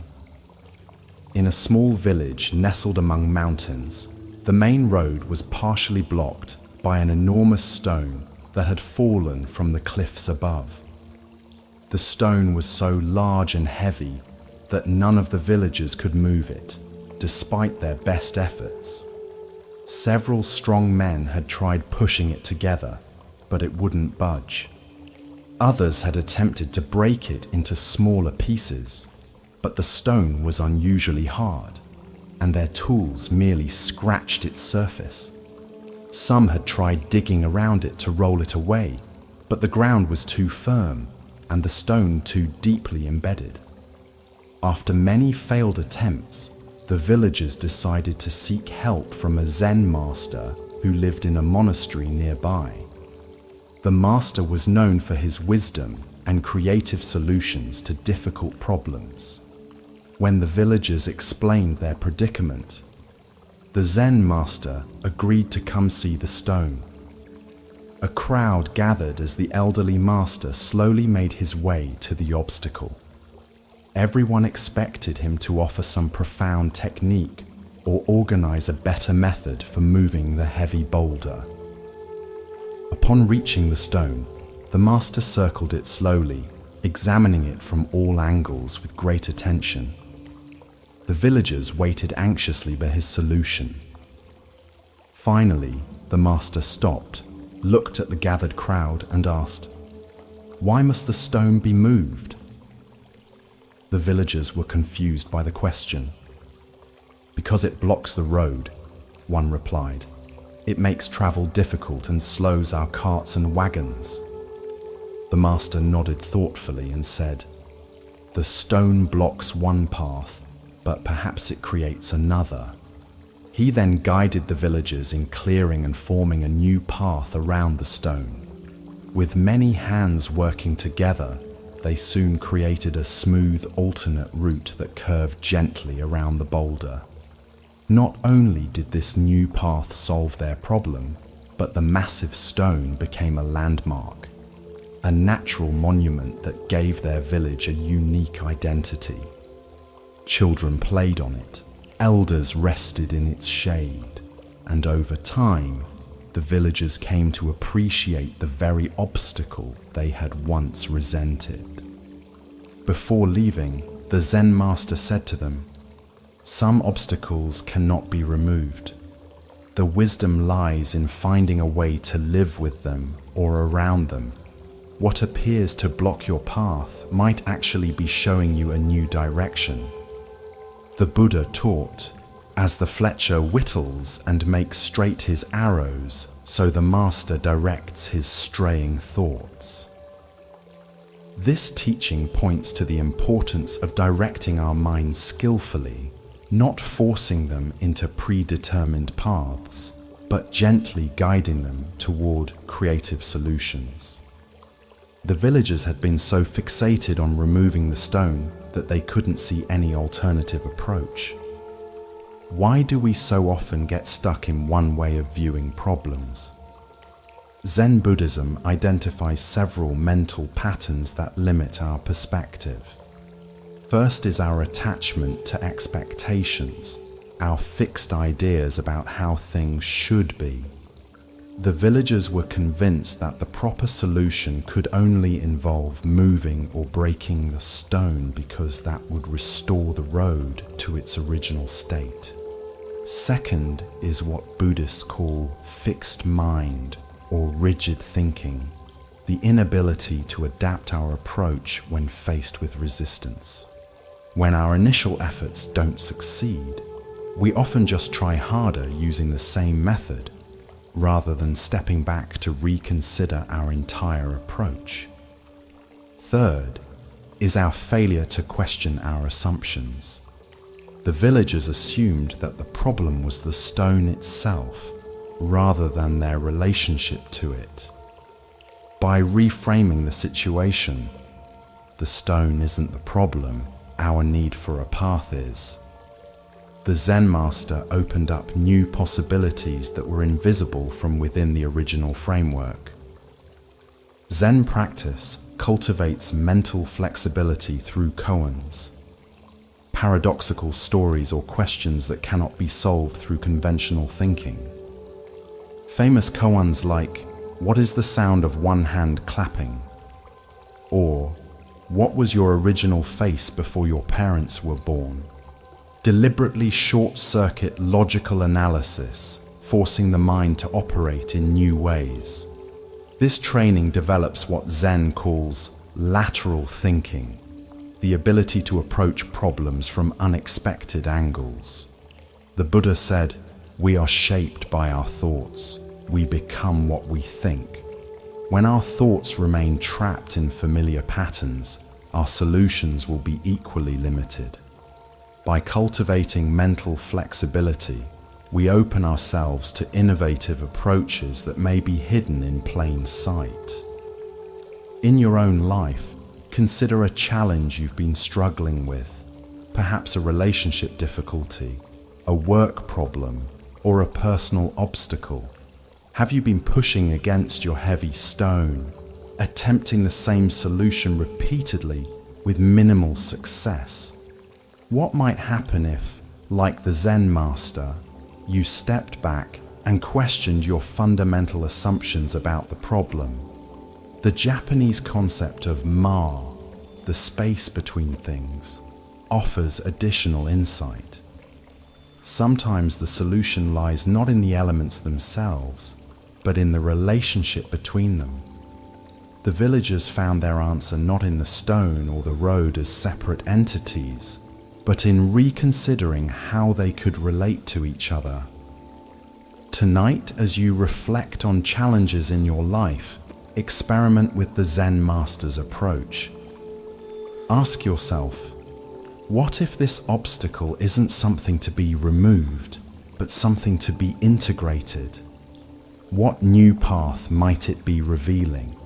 Remember the Buddha's teaching. No matter how hard the past, you can always begin again.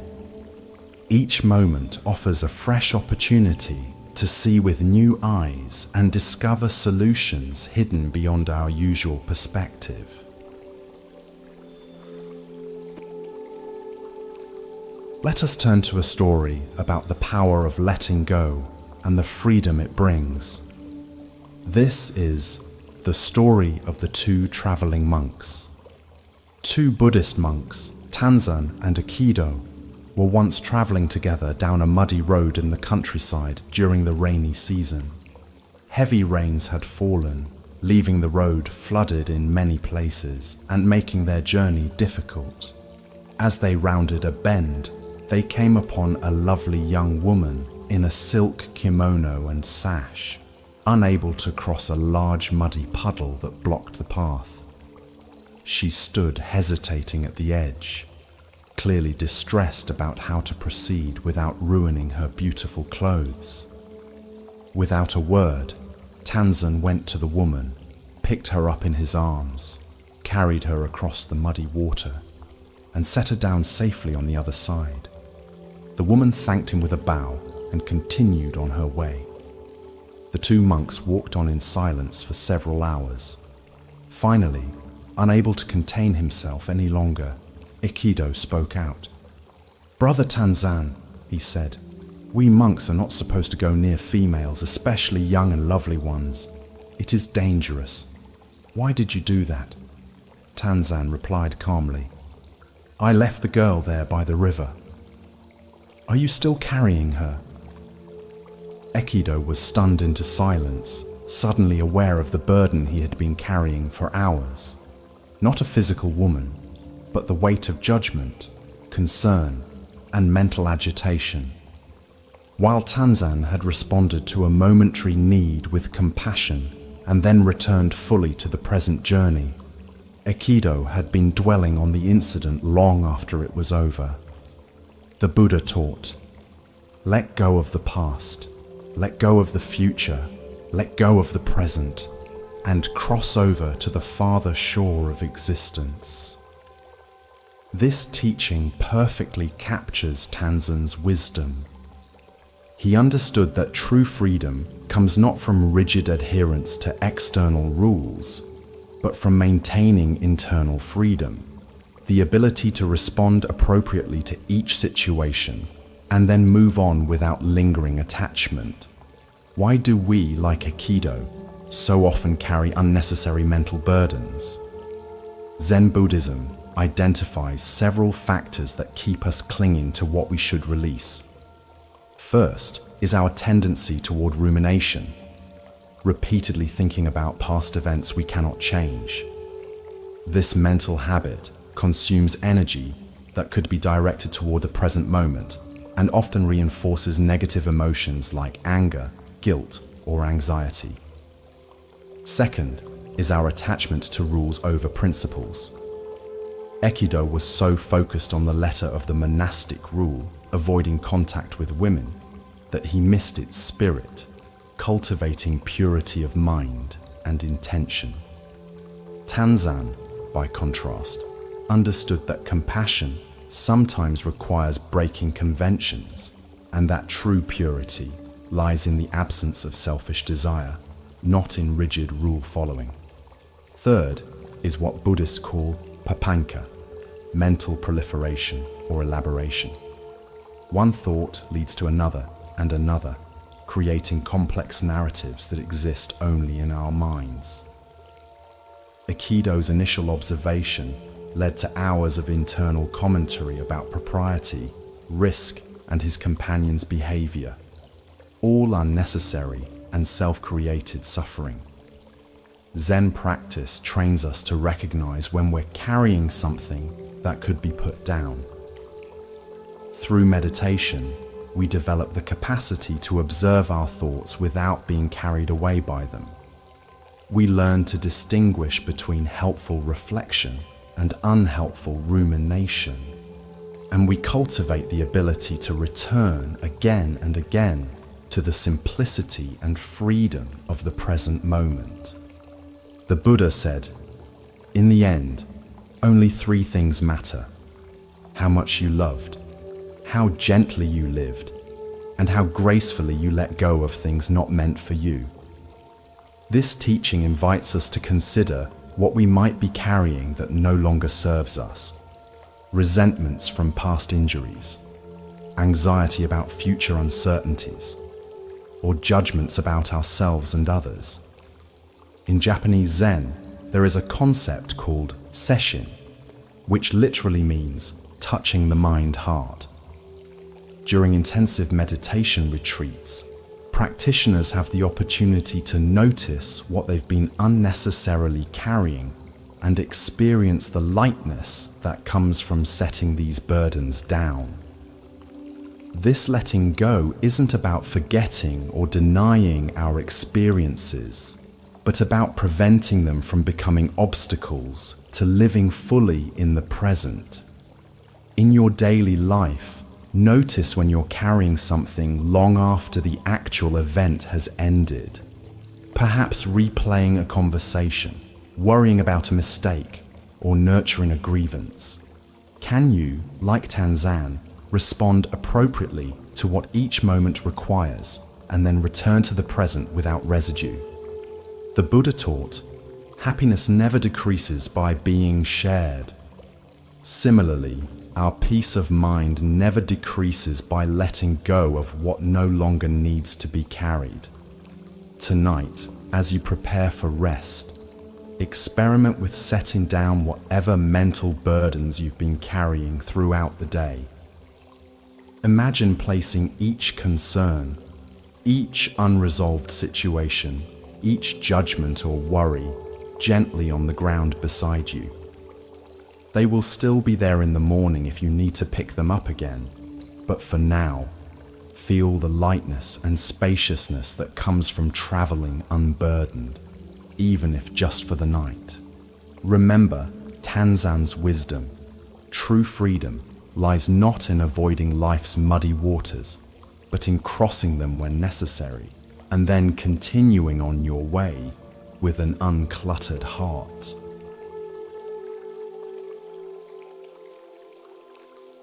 Let us explore a story about the power of inner silence. This is The Cricket in the Temple. In a bustling Japanese city, a magnificent temple stood for centuries, its golden roof gleaming in the sun.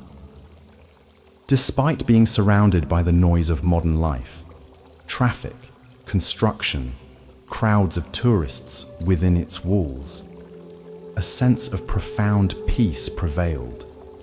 One day, a young musician visited the temple. Having studied both music and meditation, he was curious about the quality of silence that seemed to permeate the sacred space.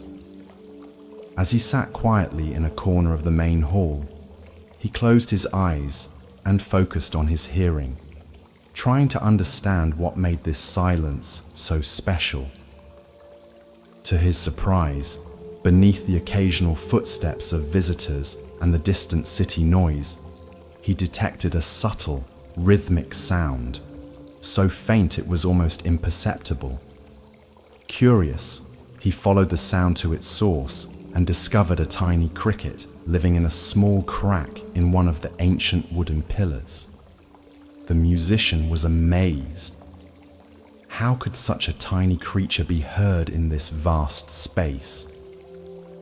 He approached an elderly monk who was sweeping the temple floor and asked, "Venerable one, have you noticed there's a cricket living in that pillar?" The old monk smiled. "Ah, you've heard our little friend. He has lived in the temple for many years. But how is it possible that such a tiny sound can be heard in this large temple, with all the noise from the city outside?" the musician asked. The monk put down his broom and gestured for the young man to follow him. He led the musician to the entrance of the temple and reached into his robe, pulling out a single coin. "Watch," he said. He dropped the coin onto the stone floor. At the sound of the coin falling, nearly every visitor in the crowded temple turned their heads to look. The monk turned to the puzzled musician. "People hear what they are listening for," he said gently. "The coin is no louder than the cricket, but everyone notices it because money speaks a language all are trained to hear.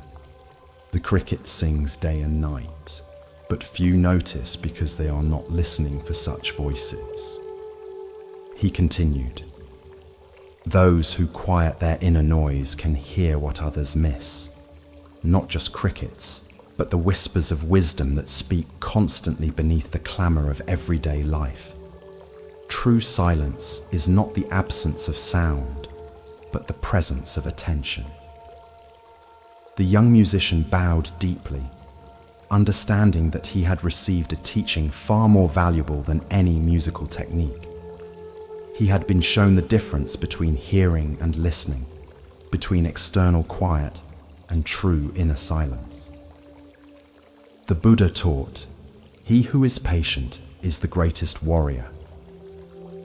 This teaching relates profoundly to our capacity for inner silence. The greatest battles are often fought not against external enemies, but against our own internal noise. The constant chatter of thoughts, judgments, desires, and fears that drown out the subtle wisdom available in each moment. Why do we struggle to hear the crickets in our lives? Zen Buddhism points to several factors that create inner noise. First is our conditioning to value certain inputs over others. Just as everyone noticed the falling coin but few heard the cricket, we're trained to pay attention to dramatic events, loud voices, and urgent demands, while overlooking subtle experiences that might contain deeper truth. Second is what Zen calls monkey mind, the restless, agitated quality of consciousness that jumps constantly from thought to thought, rarely settling long enough to perceive what lies beneath surface appearances. This internal chatter creates a veil between us and direct experience, filtering reality through layers of concept and commentary. Third is our diminished capacity for wonder and presence. Children naturally notice crickets, ants, cloud patterns, and other subtle phenomena because they haven't yet learned to dismiss the seemingly insignificant. As adults, we often lose this capacity for direct, unfiltered perception, missing the extraordinary that hides within the ordinary. Zen practice cultivates what might be called active silence, not the absence of thought, but a quality of alert receptivity that allows us to perceive beyond our habitual patterns. Through meditation, we train ourselves to notice when we're caught in internal monologue and gently return to simple presence. This is not about suppressing thoughts, but about developing the capacity to hear what exists beneath and between them. The Buddha said, "All that we are is the result of what we have thought. The mind is everything. What we think, we become." When our minds are filled with constant noise, we become noisy ourselves, distracted, fragmented, and unable to access the deeper wisdom available in silence. In Japanese aesthetics, there is a concept called ma, the meaningful pause or empty space that gives form to the whole. In music, it's the silence between notes that creates rhythm. In conversation, it's the attentive pause that allows for deeper understanding. In life itself, it's the quiet moments of receptivity that often contain the most profound insights.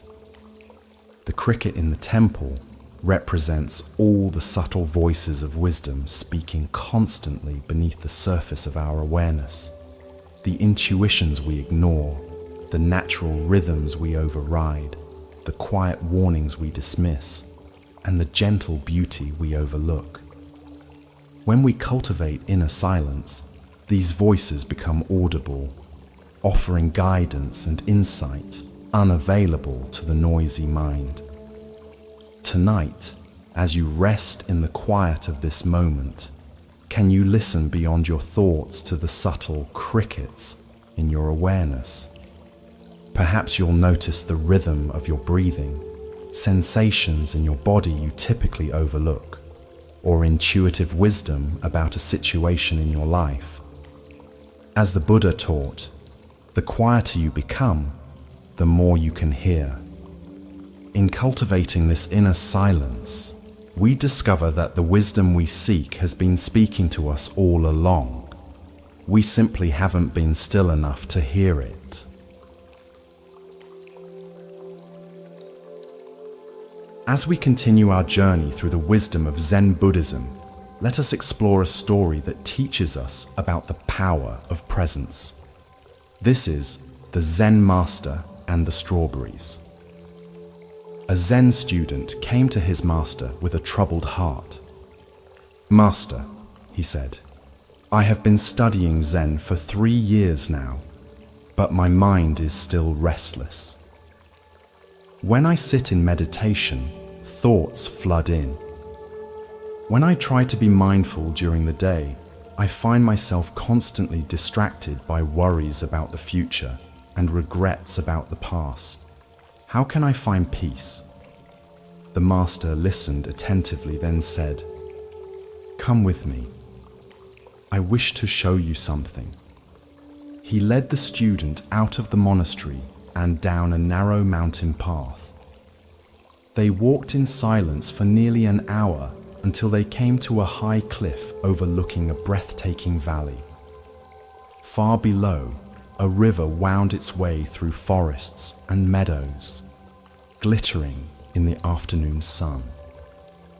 The master gestured for the student to sit near the edge of the cliff. When they were both seated comfortably, the master reached into his robe and pulled out 2 perfectly ripe strawberries, placing one before each of them. "Eat," said the master, picking up his strawberry. The student, though confused by this seemingly trivial instruction in the face of his profound spiritual question, obeyed. He picked up the strawberry and bit into it. The flavor was extraordinary, sweet, tart, and intensely fragrant. He had eaten strawberries many times before, but somehow this one tasted different. As they ate in silence, the master observed the student's expression of surprised delight. When they had finished, the master spoke. "Tell me," he said, "while you were eating the strawberry, where was your mind?" The student reflected for a moment. "It was here," he realized. "I was completely absorbed in the taste of the strawberry." "And during those moments," the master continued, "were you troubled by thoughts of the past or future? Were you distracted by worries or regrets?" "No," the student said, understanding beginning to dawn. "There was only the strawberry." The master smiled. "This is the peace you seek. It is not found by eliminating thoughts or achieving some special state. It is found in complete presence with whatever is right in front of you, whether it's a strawberry, a breath, a task, or even a difficult emotion. When you are fully present, past and future cannot touch you. They exist only in thought, and when thought dissolves into pure experience, peace naturally emerges. But, the student protested, the strawberry was easy to be present with because it was pleasant. What about when I face something difficult or painful? An excellent question, nodded the master.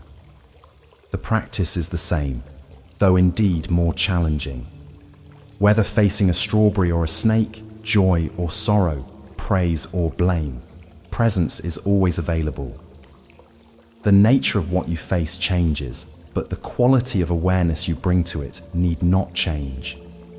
This is the great freedom of Zen practice. The student bowed deeply, grateful for the teaching. From that day forward, he approached his practice differently.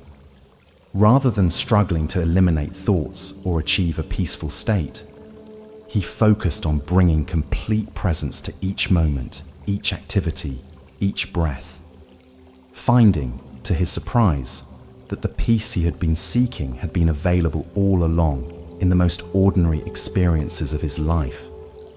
The Buddha taught, "Do not dwell in the past, do not dream of the future, concentrate the mind on the present moment." This teaching points to the direct path to peace, not through escaping our current experience, but through fully inhabiting it. The strawberry represents any ordinary moment that, when met with complete presence, reveals itself as extraordinary. Why do we struggle so persistently with being present? Zen Buddhism identifies several patterns that pull us away from the now. First is our habitual time traveling, the mind's tendency to constantly swing between past and future, reviewing what has happened or anticipating what might occur. This mental movement is so constant that we barely notice it, yet it continuously removes us from direct experience. Second is our evaluation system, the mind's automatic sorting of experience into categories of pleasant, unpleasant, desirable, undesirable, important, unimportant. This constant evaluation creates a subtle resistance to what is actually happening, as we mentally reach for what we prefer and push away what we don't. Third is our search for special experiences, the belief that peace or happiness must come in a particular package with specific qualities that differ from our ordinary life. This misunderstanding leads us to overlook the profound beauty and completeness available in simple moments, like tasting a strawberry. The Japanese concept of ichigo ichi-e, one time, one meeting, captures the preciousness of each unrepeatable moment. It reminds us that this particular experience, this breath, this sensation, this interaction will never occur exactly the same way again. When we truly understand this, presence becomes not a practice, but an inevitability, as we naturally want to show up completely for the unique gift of each moment. Zen practice trains this capacity for presence through both formal meditation and everyday activities. In Zazen, seated meditation, we repeatedly notice when the mind has wandered and gently return to the simplicity of breath and posture. In daily life, activities like walking, eating, cleaning, or working become opportunities to practice the same return to presence. The Buddha said, "The secret of health for both mind and body is not to mourn for the past, worry about the future, or anticipate troubles, but to live in the present moment wisely and earnestly." This wisdom reminds us that presence is not merely a spiritual practice, but the foundation of well-being in all dimensions of life.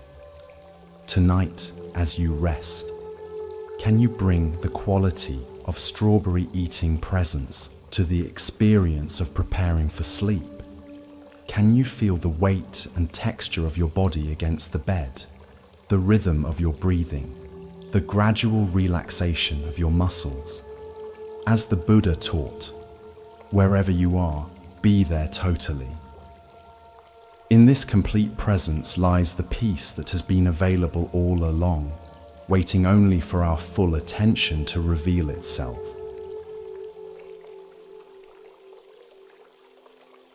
Let us now turn to a story about clearing away the obstacles to our true nature. This is polishing the mirror. A young monk approached his Zen master after years of dedicated practice. Despite his sincere efforts in meditation and study, he felt that enlightenment remained elusive. "Master," he asked with frustration evident in his voice, "I've been practicing diligently for 7 years now. I follow all the precepts. I meditate faithfully every day. I study the sutras with dedication.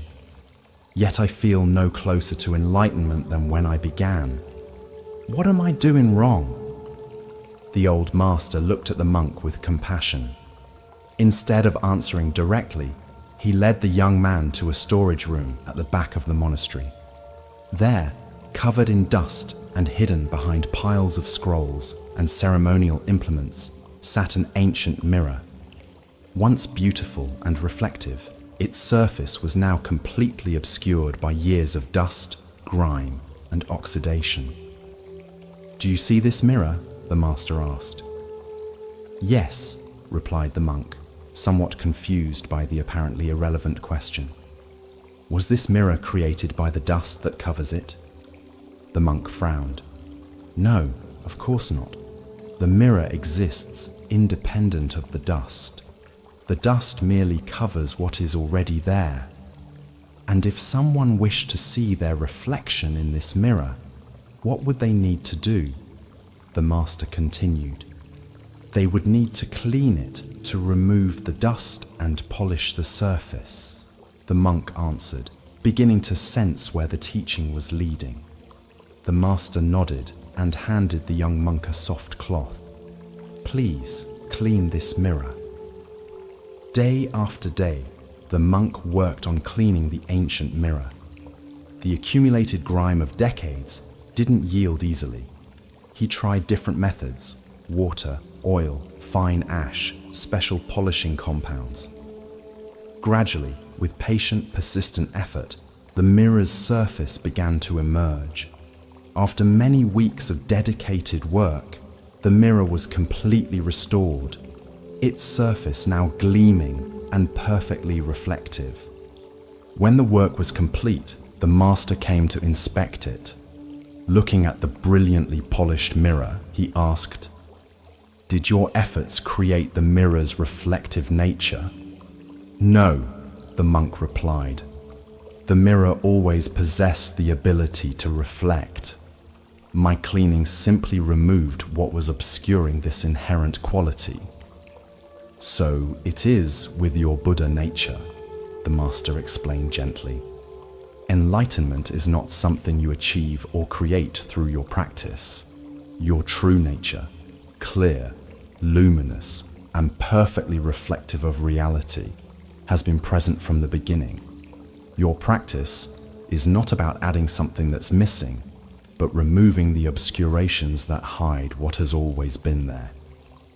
The master continued.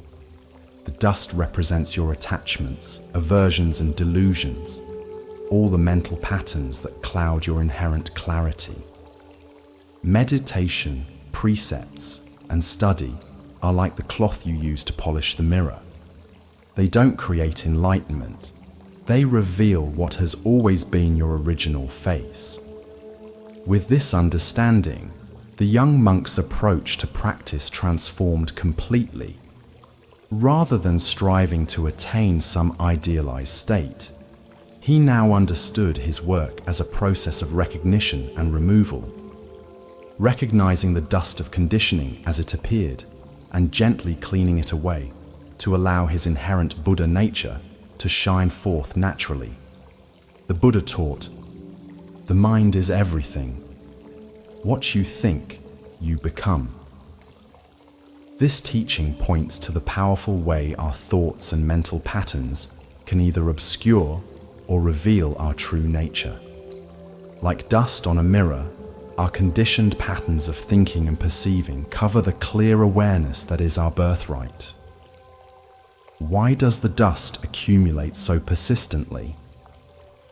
Zen Buddhism identifies several factors that contribute to this obscuration. First is what Buddhists call ignorance, avidya, not a lack of intelligence, but a fundamental misunderstanding of our true nature. This basic confusion leads us to identify with the dust rather than the mirror beneath it. Second is our habitual self-reinforcing patterns. Each thought of separation, each emotional reaction, each act based on a limited self-concept adds another layer of dust to the mirror. These patterns build upon each other, creating what seems like an impenetrable coating over our natural clarity. Third is our cultural conditioning, which often emphasizes achievement, acquisition, and improvement rather than recognition, clearing, and allowing. We're taught that we must add something to ourselves to be complete, rather than removing what obscures our inherent completeness. The Japanese term sesshin literally means touching the mind-heart, which beautifully captures the practice of removing dust from the mirror. In touching our mind-heart directly, we contact what has always been present beneath the obscurations, our Buddha nature, our original face before our parents were born. Zen practice is fundamentally a cleaning process. Meditation trains us to recognize thoughts, emotions, and sensations as they arise without being carried away by them. Ethical precepts help us avoid creating more dust through harmful actions.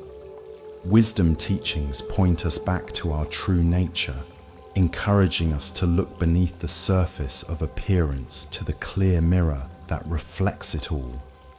The Buddha said, "What we are today comes from our thoughts of yesterday, and our present thoughts build our life of tomorrow. Our life is the creation of our mind." This teaching reminds us that the dust is not permanent. It can be cleaned away through aware attention to our present thoughts and actions. In your daily life, notice when the mirror of your awareness becomes clouded by stress, worry, judgment, or reactivity. Rather than fighting against these states or being consumed by them, can you recognize them as temporary dust on your inherent clarity? The Buddha taught, "Nothing is permanent. Everything is subject to change. Being is always becoming." This impermanence applies not only to external conditions, but to our internal states as well, including the dust that seems to obscure our clear nature. Tonight, as you prepare for rest, imagine the day's accumulated dust of thoughts, emotions, and experiences gently being wiped away, revealing the clear, reflective surface of your inherent awareness. As the Buddha said, "Look within. Thou art the Buddha." The pristine mirror of your true nature has been present all along, waiting only for the patient, loving work of clearing away what obscures it.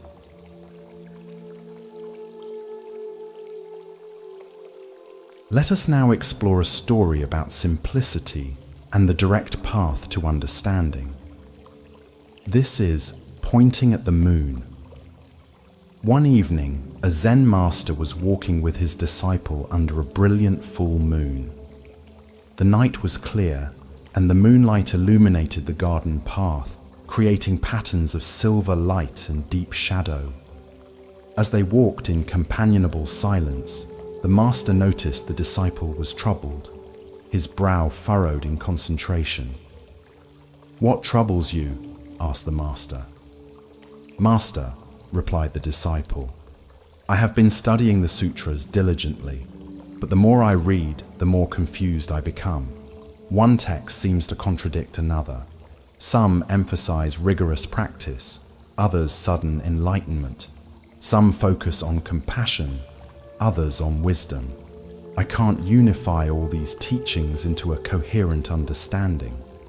The master listened attentively, then suddenly stopped walking and pointed to the full moon hanging in the night sky. "Look," he said simply. The disciple looked up at the moon, its perfect circle glowing against the darkness. "Tell me," said the master, "are you looking at my finger or at the moon?" "At the moon, of course," replied the disciple, somewhat confused by the question. "And did you need to analyze or study my finger in order to see the moon?" "No," said the disciple. "Your finger merely pointed the way." The master nodded. "The sutras, the teachings, the methods, these are all fingers pointing at the moon. They are not the moon itself. They direct us toward direct experience of reality, but they are not that reality. If you focus too much on the finger, analyzing it, comparing it to other fingers, debating its merits, you may entirely miss what it's pointing toward." The master continued walking, and after a few steps added, "The teachings may seem contradictory because they are addressing different people with different needs, or describing different aspects of the same reality, like many fingers pointing at the same moon from different angles. But the moon itself is not divided or contradictory. When you look directly at it, there is only moonlight, perfectly unified and complete." The disciple fell silent, contemplating this teaching. As they continued their walk, he found himself less preoccupied with intellectual understanding and more present with the direct experience of moonlight, the sound of crickets, and the feeling of the evening breeze. For the first time, he understood that the path to wisdom lay not in accumulating concepts, but in opening to the direct experience that the concepts were merely pointing toward. The Buddha taught, "My teaching is like a finger pointing to the moon. Do not mistake the finger for the moon." This profound instruction warns against the human tendency to become attached to spiritual teachings, rather than allowing them to guide us toward direct experience of reality. Why do we so readily confuse the finger for the moon? Zen Buddhism identifies several factors that lead to this common confusion. First is our deeply ingrained habit of conceptual thinking. From early childhood, we're trained to understand the world through concepts, categories, and abstractions. This conceptual overlay becomes so pervasive that we often mistake our mental maps for the territory they represent. Second is our cultural conditioning toward knowledge acquisition rather than experiential wisdom. Particularly in educational systems, we're rewarded for gathering and organizing information rather than for direct insight or embodied understanding. This conditioning carries over into spiritual practice, where we may unconsciously approach enlightenment as another form of knowledge to acquire. Third is the comfort of the known versus the uncertainty of direct experience. Concepts, theories, and doctrines provide a sense of security and control. They can be grasped, organized, and possessed by the mind. Direct experience, by contrast, often brings us face to face with the vast unknown, the groundless ground of being that transcends our conceptual frameworks. The Japanese term shikantaza means just sitting and represents the essence of Zen's direct approach. Rather than engaging with concepts about reality, we simply sit, allowing direct experience to reveal itself without interference from our categorizing mind. This practice embodies the spirit of looking at the moon rather than analyzing the finger. In Zen, even teachings about non-attachment to teachings can become a finger mistaken for the moon. This is why Zen often employs paradox, silence, or unexpected actions to disrupt our conceptual thinking and point directly to experience beyond words. The master who holds up a flower, the teacher who gives a shout, the sudden sound of a stick striking the floor. These all serve to jolt us out of conceptual understanding into direct perception.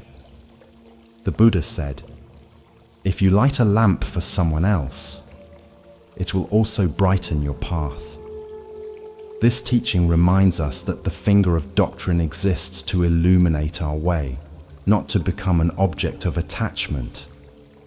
When we use teachings appropriately, as guides rather than goals, they naturally lead us toward the clarity they were designed to reveal. In your own spiritual or personal development journey, notice when you might be focusing more on fingers than moons.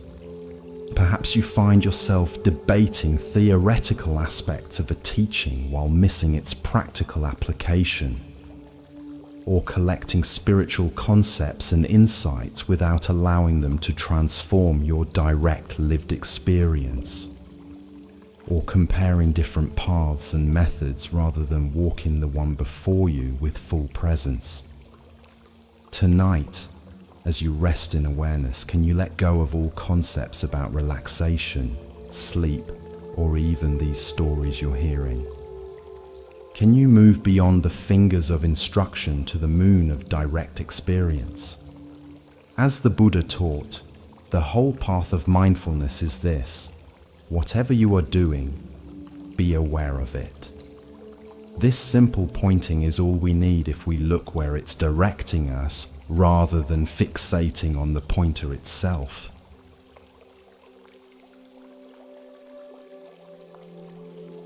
Let us now turn to a story about our relationship with challenges and obstacles. This is The Farmer's Horse. In a small village nestled among rolling hills, there lived an old farmer who was known for his equanimity. No matter what happened, good or bad, he maintained the same peaceful demeanor and often responded to news with a simple phrase, "We'll see." One day, the farmer's only horse, essential for plowing his fields and transporting his crops to market, broke through the fence and ran away. When neighbors heard about this misfortune, they gathered at his home to offer sympathy. "What terrible luck!" they exclaimed. "Your only horse is gone. How will you manage the farm now? This is such a tragedy." The old farmer listened to their concerns and simply replied, "We'll see." A week later, the farmer's horse returned to the farm. But it wasn't alone. It brought with it a herd of wild horses that had followed it back. Now the farmer, who had owned just one horse, suddenly had a dozen magnificent animals in his corral. When the neighbors heard this news, they rushed back to the farmer's home, this time to congratulate him on his extraordinary good fortune. "What amazing luck," they declared. "Now you have many strong horses. You'll be the richest farmer in the village." The farmer thanked them for their enthusiasm, but again responded, "We'll see." The following day, the farmer's only son began the work of training these wild horses. While attempting to break one particularly spirited stallion, he was thrown to the ground and broke his leg badly. The neighbors once again gathered, now offering condolences for this stroke of bad luck. "How unfortunate," they said. "Your son is injured and cannot help with the farm work. With the harvest coming, this is surely a disaster." As before, the old farmer acknowledged their concern, but replied, "We'll see." Within a week, military officials came to the village. conscripting all able-bodied young men to fight in a war that had just been declared against a neighboring kingdom. It was a dangerous conflict, and everyone knew that many of those taken would never return. Because of his broken leg, the farmer's son was passed over and allowed to remain home. The neighbors, whose sons had been taken away, came to the farmer in tears, expressing both their sorrow for themselves and their admiration for what now appeared to be the farmer's incredible good luck. The farmer listened compassionately to their mixed emotions and once again said simply, "We'll see." The Buddha taught, "Do not judge by appearances. Find the truth behind all form." This wisdom is perfectly embodied in the farmer's story. His consistent response of "we'll see" reflects a profound understanding that no event can be fully judged in isolation. Its meaning and impact continue to unfold within a complex web of causes and conditions. Why do we rush to categorize experiences as fortunate or unfortunate? Zen Buddhism points to our mind's habitual dualistic thinking. Its tendency to sort all experiences into binary categories like good, bad, desirable, undesirable, or helpful, harmful. This automatic sorting gives us a sense of orientation and control, but often prevents us from perceiving the complex, ever-changing nature of reality. The Japanese concept of fubaika refers to the mind that doesn't divide experiences into categories of like and dislike. It's a mind that remains open to the full spectrum of what unfolds without immediately filtering it through preferences. The farmer exemplifies this quality through his ability to hold each development with spacious awareness rather than reactive judgment. Zen master Thich Nhat Hanh teaches about interbeing, the profound interconnectedness of all phenomena. Nothing exists in isolation. Everything is related to everything else in countless ways. The farmer's story illustrates this principle clearly. The unfortunate loss of his horse led to the fortunate acquisition of many horses, which led to the unfortunate injury of his son, which led to the fortunate avoidance of military service. Each event flowed into the next in an unbroken stream of causes and effects. The Buddha said, "If we could see the miracle of a single flower clearly, our whole life would change." This teaching points to the depth and complexity present in even the simplest phenomena. When we truly perceive without the filter of our hasty judgments, we recognize that nothing is as simple as it first appears. Each experience contains multiple dimensions and carries potential for developments we cannot foresee. Zen practice cultivates this capacity for suspended judgment through mindfulness of our automatic reactions. We train ourselves to notice when the mind quickly labels an experience as good or bad, desirable or undesirable. By creating space around these immediate reactions, we develop the farmer's ability to meet life with an open "we'll see" rather than closed certainty. In practical terms, this approach doesn't mean becoming passive or indifferent. The farmer still took appropriate action at each stage, searching for his lost horse, helping his son heal, adapting to changing circumstances. But he did so without the additional suffering that comes from premature judgment and emotional reactivity. The Buddha taught, as rain falls equally on the just and the unjust, do not burden your heart with judgments, but rain your kindness equally on all. This teaching extends the farmer's equanimity toward all experiences to our treatment of all beings. When we suspend our rush to judgment, we create space for compassion to arise naturally. Tonight, as you reflect on recent events in your life that you've categorized as fortunate or unfortunate, can you hold them with the farmer's will see perspective?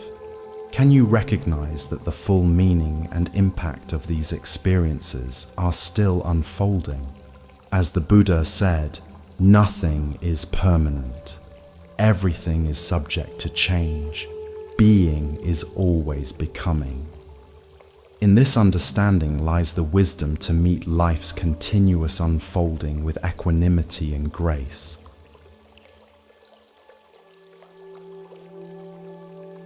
Let us now explore a story about the nature of true wisdom.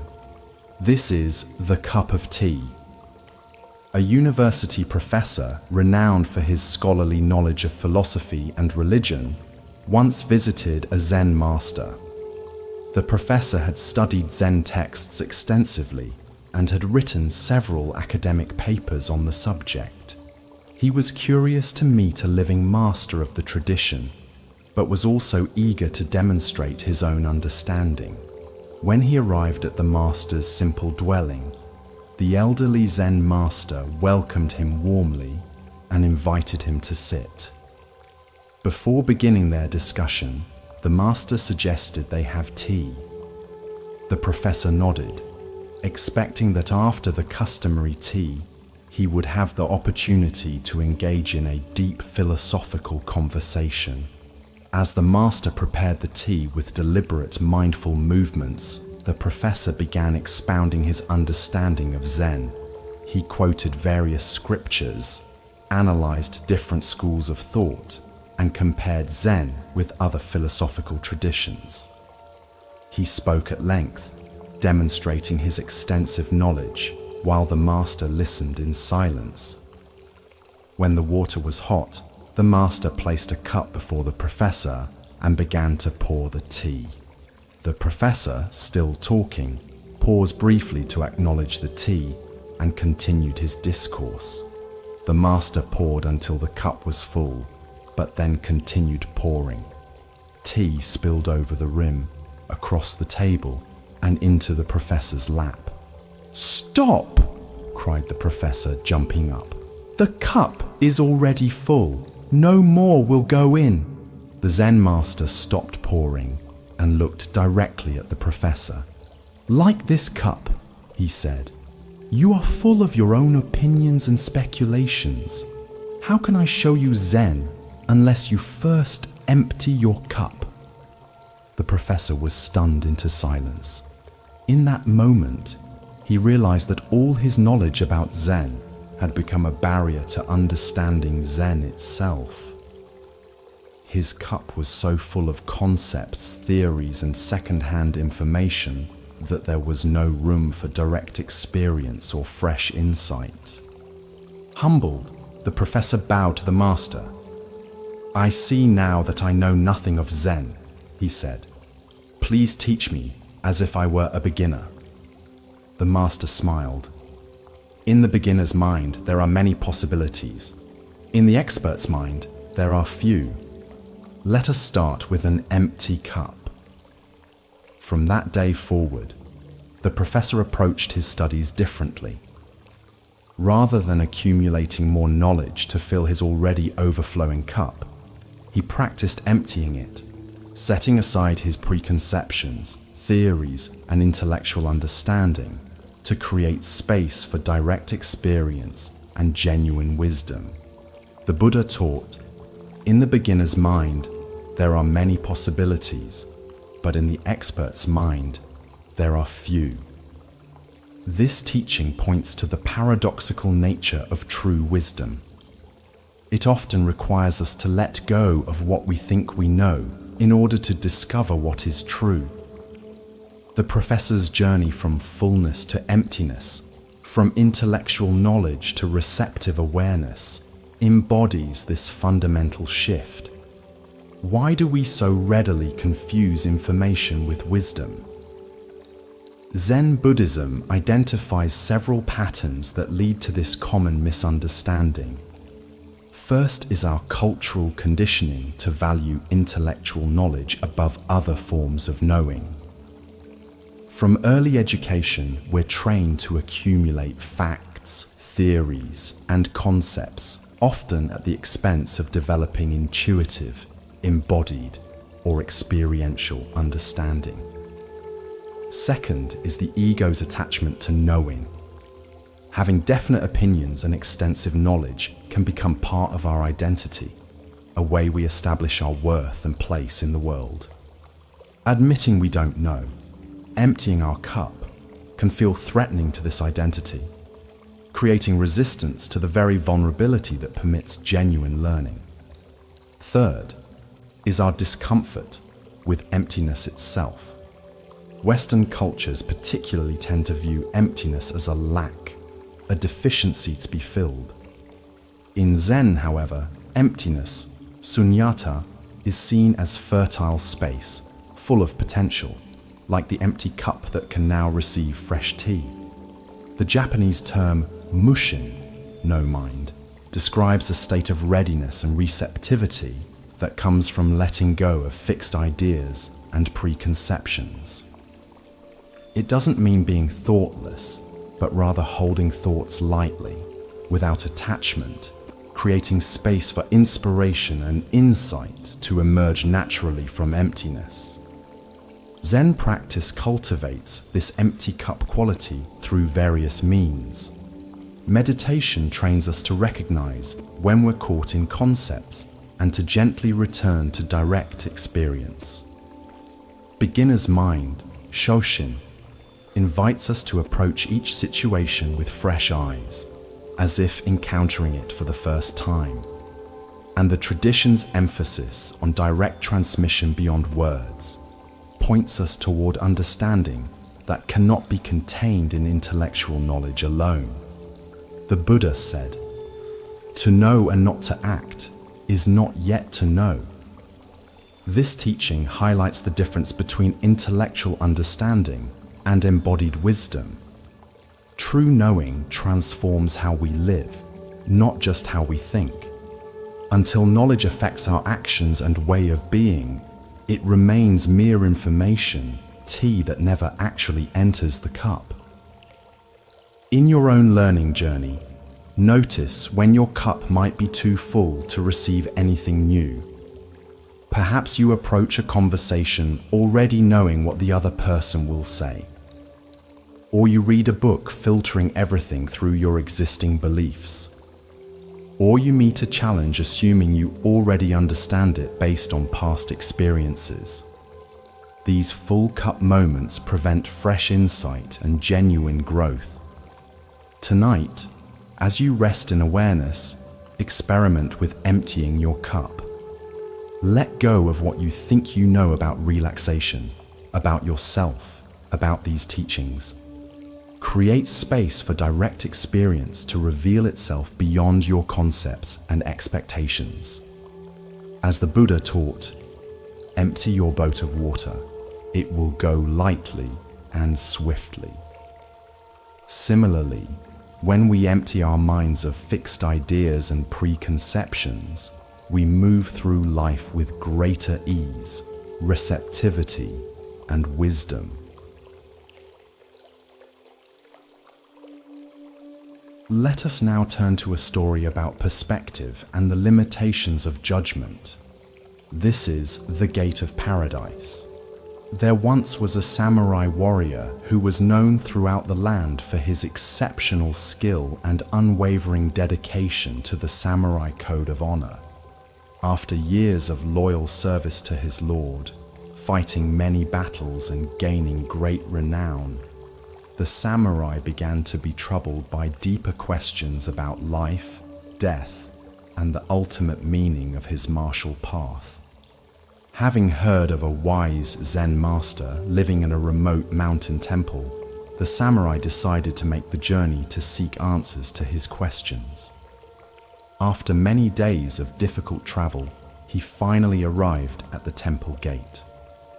The master, an elderly monk of small stature and simple appearance, came out to greet him.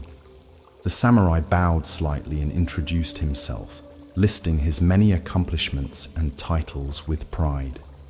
Then he asked, "Master, I have come to inquire about heaven and hell. Can you tell me about these realms?" The Zen master looked up at the imposing warrior and suddenly burst into mocking laughter. "You call yourself a samurai," he said derisively. "Look at you. You're nothing but a posturing fool in a costume.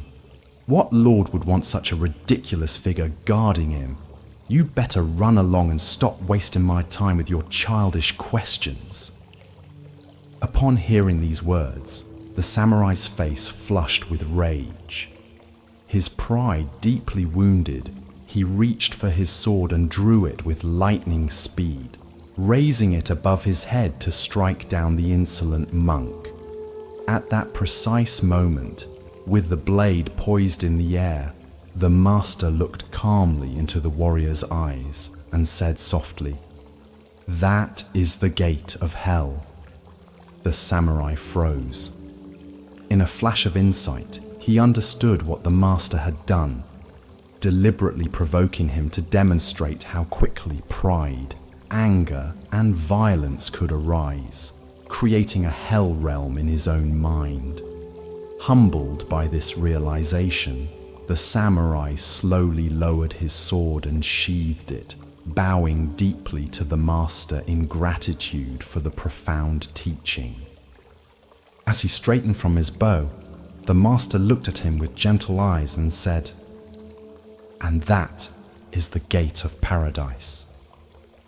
In that moment, the samurai understood that heaven and hell were not distant realms to be entered after death, but states created by his own mind in each moment through his choices, reactions, and awareness. The Buddha taught, "What we are today comes from our thoughts of yesterday, and our present thoughts build our life of tomorrow. Our life is the creation of our mind." This teaching illuminates the central insight of the samurai's experience, that states of suffering and freedom are generated from within through our reactions to circumstances rather than imposed from without. Why do we so readily create our own hell realms? Zen Buddhism identifies several habitual patterns that lead to this creation. First is our reactivity, the almost automatic way we respond to triggers with fixed patterns of emotion and behavior. The samurai's instant shift from pride to rage exemplifies this reactivity, showing how quickly a perceived insult can generate intense suffering. Second is our identification with self-image, our attachment to how we see ourselves and how we believe others should see us. The samurai's self-concept as an honorable, respected warrior made him vulnerable to the master's deliberate provocation. When this image was threatened, hell appeared immediately in the form of violent rage. Third is our disconnect from awareness, the way we lose touch with our observing consciousness when overcome by strong emotions. In his anger, the samurai temporarily forgot his deeper questions and spiritual aspirations, becoming completely identified with his reactive self. The Japanese concept of Fudo-shin, immovable mind, describes a quality of equanimity that remains steady regardless of external provocations or circumstances. This is not rigid suppression of emotion, but rather a centered awareness that allows emotions to arise without being controlled by them. The samurai glimpsed this quality when he lowered his sword, stepping back from reactivity into conscious choice. Zen practice cultivates this awareness through various means. Meditation trains us to observe our reactions arising without immediately acting on them. Mindfulness in daily life helps us notice our triggers and patterns as they emerge. And teachings on non-self encourage us to hold our identities lightly, reducing the reactivity that comes from threatened self-image. The Buddha said, "You will not be punished for your anger. you will be punished by your anger. This teaching points to the self-created nature of our suffering. The hell realms we experience come not as punishment for our reactions, but as the direct experience of those reactions themselves. Similarly, our moments of paradise arise not as reward, but as the natural fruition of awareness, compassion, and presence. In your own life, notice the gates of hell and paradise as they appear in ordinary moments. Perhaps you react with irritation when someone drives too slowly in front of you, creating a mini hell realm of frustration and hostility. Or you respond with patience and understanding when a child makes a mistake, opening a gate to paradise through your compassion. These small, everyday choices accumulate to create the predominant climate of our minds. Tonight, as you transition towards sleep, notice if your mind begins to create any hell realms through worry, planning, or reviewing the day's frustrations. Can you recognize these as self-created states rather than objective realities? Can you gently lower your sword, as the samurai did, choosing awareness over reactivity? As the Buddha taught, holding on to anger is like grasping a hot coal with the intent of throwing it at someone else. You are the one who gets burned. In releasing that coal, choosing the gate of paradise over the gate of hell, we discover that freedom is always available, just one conscious choice away.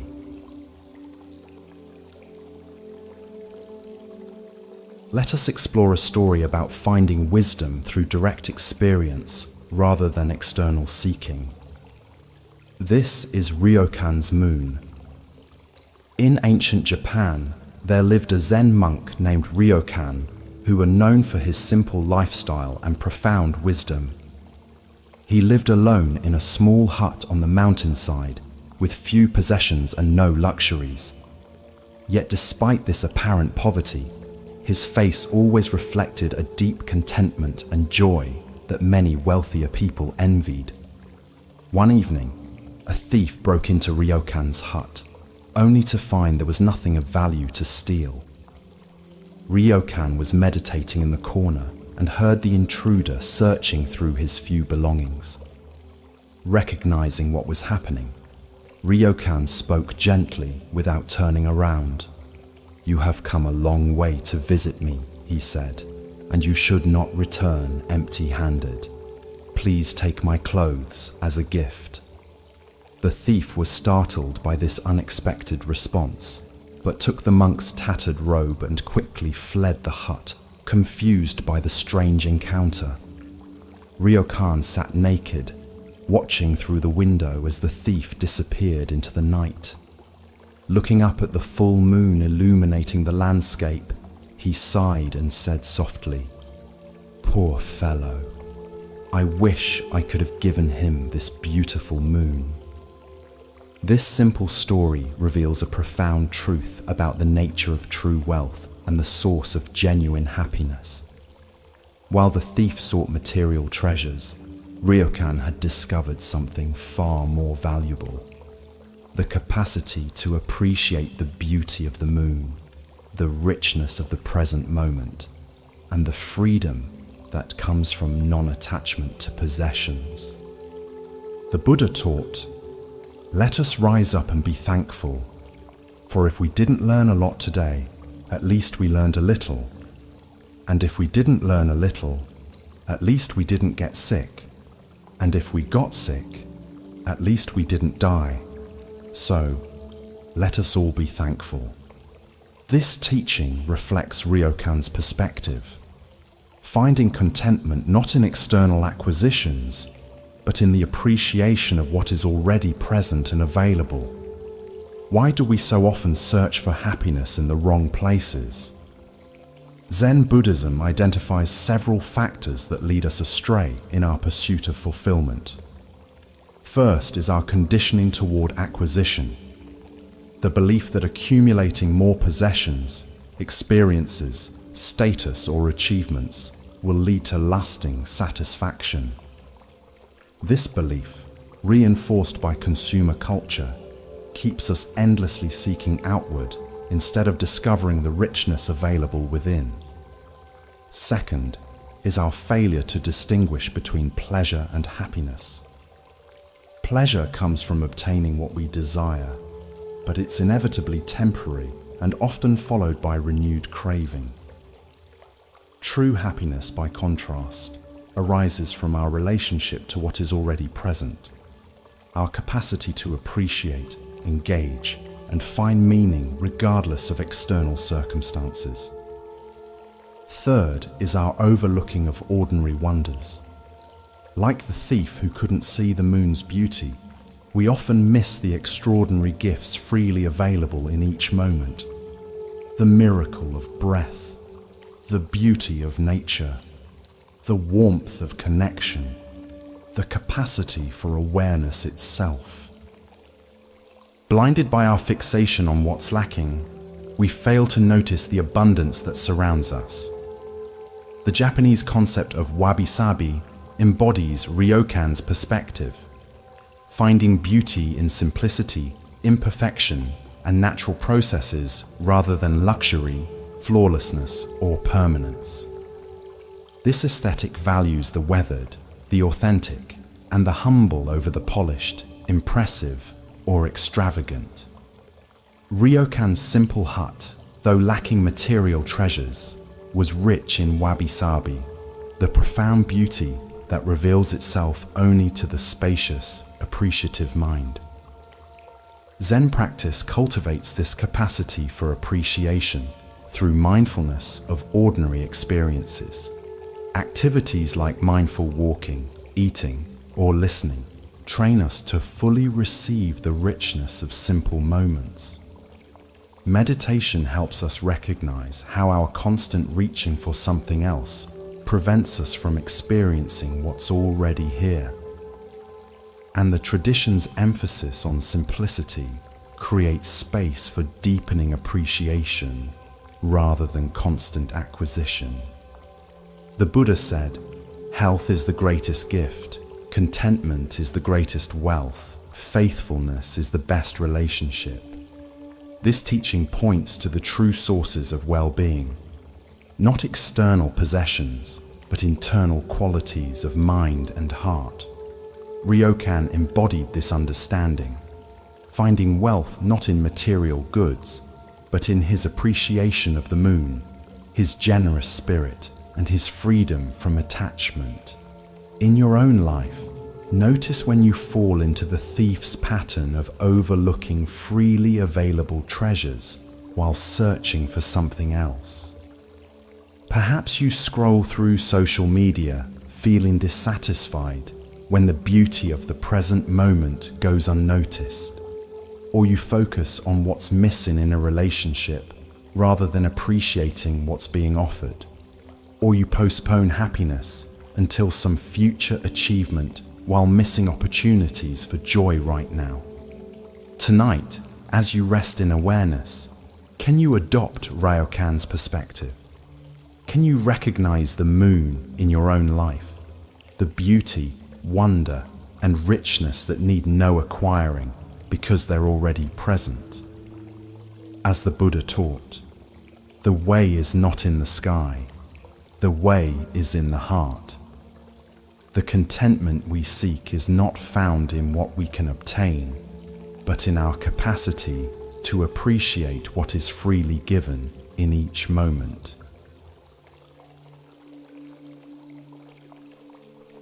Let us now turn to a story about finding our true path. This is choosing the right boat.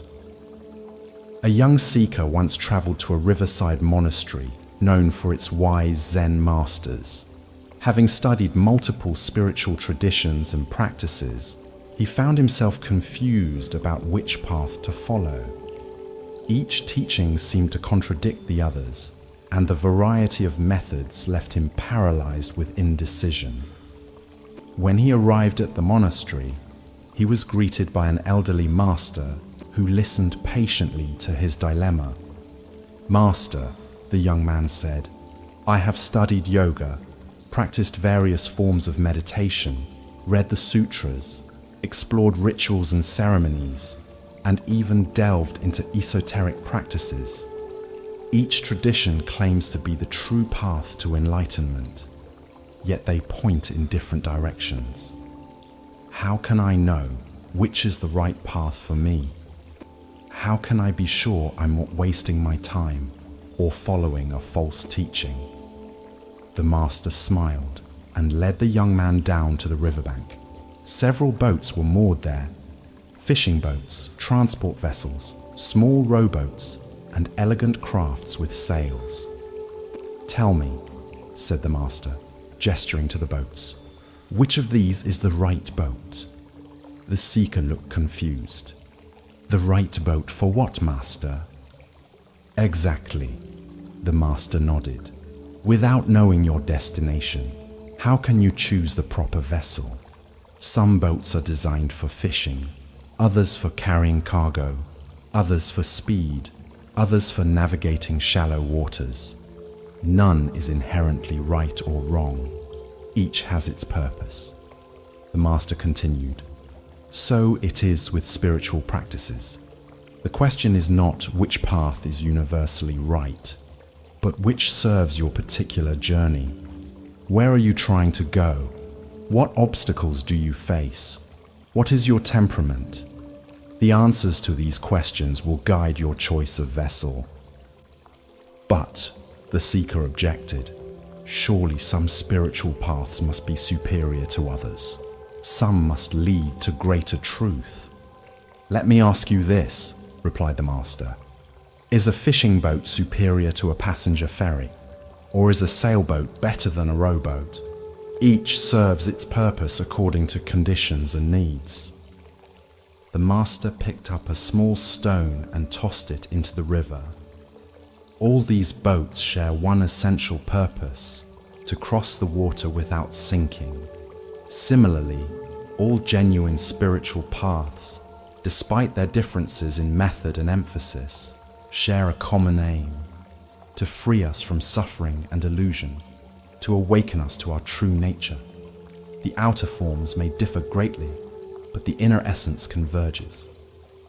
"How then do I choose?" asked the young man. "By knowing yourself," the master answered. "Observe which teachings resonate deeply with you, which practices bear fruit in your life, which traditions feel like coming home. Trust your direct experience over abstract arguments. And remember that the boat is not the destination. It is a vehicle to carry you across. Once you reach the other shore, you won't need to carry the boat on your back." The seeker was silent for a time, taking in these words. Finally, he bowed to the master, understanding that his quest was not for the universally right path, but for the path that would serve his particular journey across the waters of life. The Buddha taught, "I teach one thing and one thing only: suffering and the end of suffering." This teaching points to the pragmatic heart of spiritual practice, its effectiveness in liberating us from unnecessary anguish and awakening us to greater freedom and compassion. Like the boats in the story, different practices may take varying approaches, but their ultimate purpose converges on this essential aim. Why do we become so confused and conflicted about spiritual paths? Zen Buddhism identifies several factors that contribute to this common dilemma. First is our tendency toward dualistic thinking, the habit of sorting complex realities into binary categories of right, wrong, true, false, or superior, inferior. This either-or framework fails to honor the plurality of effective approaches to awakening. Second is our attachment to form over function, our fixation on the outer methods, beliefs, or traditions rather than their practical effect on our lives. We may argue passionately about doctrinal differences, while overlooking whether a practice actually reduces our suffering and increases our wisdom and compassion. Third is our pursuit of certainty, our desire for absolute guarantees before committing to a path. This search for perfect certainty can prevent us from fully engaging with any practice long enough to experience its transformative potential. The Japanese concept of jiriki and tariki, self-power and other power, represents two fundamentally different approaches to spiritual practice, one emphasizing personal effort and discipline, the other surrendering to a power beyond the individual self. Rather than seeing these as contradictory, Zen wisdom recognizes that different temperaments and conditions may call for different approaches, or even a balance of both. Zen practice itself embodies this pragmatic spirit through its emphasis on direct experience rather than doctrine. If you meet the Buddha on the road, kill him, is a famous Zen saying that warns against attachment to any fixed concept or authority, even the Buddha himself.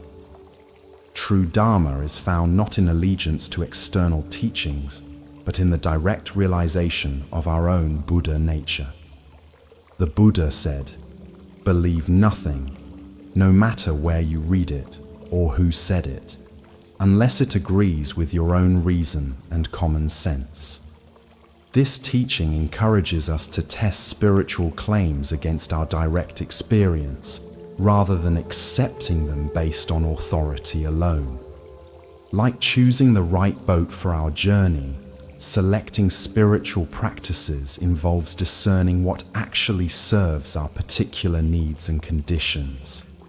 In your own spiritual or personal development journey, notice if you've been caught in confusion similar to the young seekers.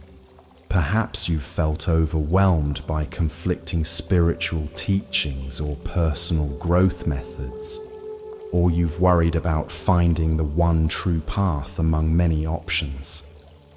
Or you've been reluctant to commit to a practice for fear of choosing the wrong one. Tonight, as you rest in awareness, can you connect with the wisdom of the boat metaphor? Can you sense which practices, teachings, or approaches have actually helped you cross the waters of confusion toward greater clarity and peace? As the Buddha taught, the whole path of mindfulness is this: whatever you are doing, be aware of it. This simple instruction reminds us that the most important quality of any spiritual approach is its capacity to awaken us to the present moment, the only place where genuine transformation can occur.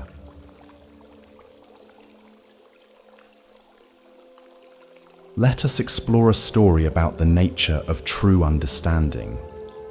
This is The Sound of One Hand. Hakuin was a renowned Zen master who lived in Japan during the Edo period. He was known for his rigorous teaching style and for revitalizing Zen practice through his emphasis on direct experience rather than intellectual understanding.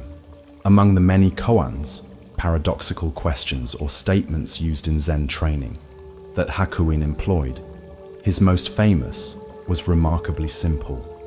What is the sound of one hand? One day, an earnest young monk came to study with Hakuin. After a period of preliminary training, Hakuin assigned him this koan. "You must discover the sound of one hand," the master instructed. "Until you do, you will understand nothing of Zen." The monk bowed and retreated to meditate on this perplexing question. After a few days, he returned to Hakuin's quarters for Sanzen, private interview. "Master," he said, "I believe I have the answer. The sound of one hand is the sound of water flowing in a stream." Hakuin shook his head. "No, keep working." The monk returned to his meditation. A week later he came back. "Master, I have it now. The sound of one hand is the sound of wind moving through pine needles. No, Hakuin replied. That is still the sound of something. Go deeper. Again and again the monk returned with various answers. The cry of a bird, the rustle of leaves, the distant temple bell. Each time, Hakuin rejected his response and sent him back to continue his inquiry. After months of intensive practice, the monk's understanding began to shift. He stopped trying to find a clever answer and instead allowed the question to penetrate deeper, beyond his conceptual mind. One morning, as he sat in meditation, something broke open within him. He rushed to Hakuin's quarters. When Hakuin asked, "What is the sound of one hand?" the monk responded not with words, but with presence, a direct, immediate demonstration that transcended conceptual understanding. Hakuin smiled and nodded, recognizing that the monk had finally moved beyond seeking answers to experiencing the question itself as a gateway to direct realization. The Buddha taught, the finger pointing to the moon is not the moon. This teaching highlights the distinction between conceptual understanding, which points toward truth, and direct realization, which is truth itself. The monk's journey from intellectual answers to immediate experience reflects this fundamental shift. Why do we so persistently mistake concepts for reality? Zen Buddhism identifies several patterns that keep us trapped in conceptual understanding rather than direct experience. First is our educational conditioning, which trains us to believe that understanding comes primarily through thinking, analysis, and verbal formulation. This conditioning creates a bias toward intellectual comprehension at the expense of other ways of knowing. Second is our discomfort with not knowing, the mind's resistance to remaining in uncertainty or openness. When faced with a question like, "What is the sound of one hand?" our immediate impulse is to produce an answer, any answer, rather than dwelling in the fertile space of questioning itself. Third is our separation of knowing from being. Our tendency to treat understanding as something we possess rather than something we embody. True Zen realization is not about having the right concept, but about becoming the understanding itself through direct experience. The Japanese term mu, literally nothing or non-being, is often used in Zen to cut through conceptual thinking. When a monk asked Master Joshu whether a dog has Buddha nature, Joshu famously replied, "Mu," not as a negative answer, but as a way of rejecting the very framework of the question. This use of mu exemplifies Zen's approach to transcending dualistic thinking through direct pointing. Koans like "the sound of one hand" are not philosophical puzzles to be solved, but devices for exhausting the conceptual mind and opening a doorway to direct experience. They deliberately challenge logical thinking, creating conditions where intellectual understanding must give way to a different mode of knowing. The Buddha said, "As a solid rock is not shaken by the wind, so the wise are not shaken by praise or blame." This steadiness comes not from conceptual understanding, but from direct realization, a knowing so complete that it transforms the knower. While concepts can be easily shaken by counter-arguments, direct experience has a solidity that transcends logical debate. In your own life, notice the difference between conceptual knowledge and embodied understanding. Perhaps you know intellectually that life is impermanent, but this knowledge remains abstract until you experience the death of someone close to you. Or you understand the concept of mindfulness, But this understanding differs fundamentally from the direct experience of present moment awareness. Tonight, as you rest in awareness, can you allow yourself to move beyond concepts about relaxation or sleep into direct experience itself? Can you let go of what you think should happen and simply be with what is happening? As the Buddha taught, don't just do something, sit there. This instruction, which reverses our usual impulse toward activity, invites us into the direct experience that lies beyond our busy conceptualizing mind.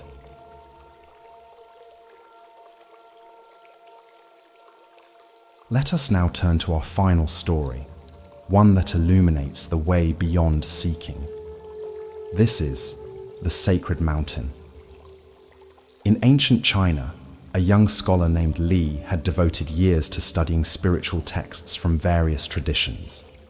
He had read countless sutras, memorized sacred verses, and debated with learned masters.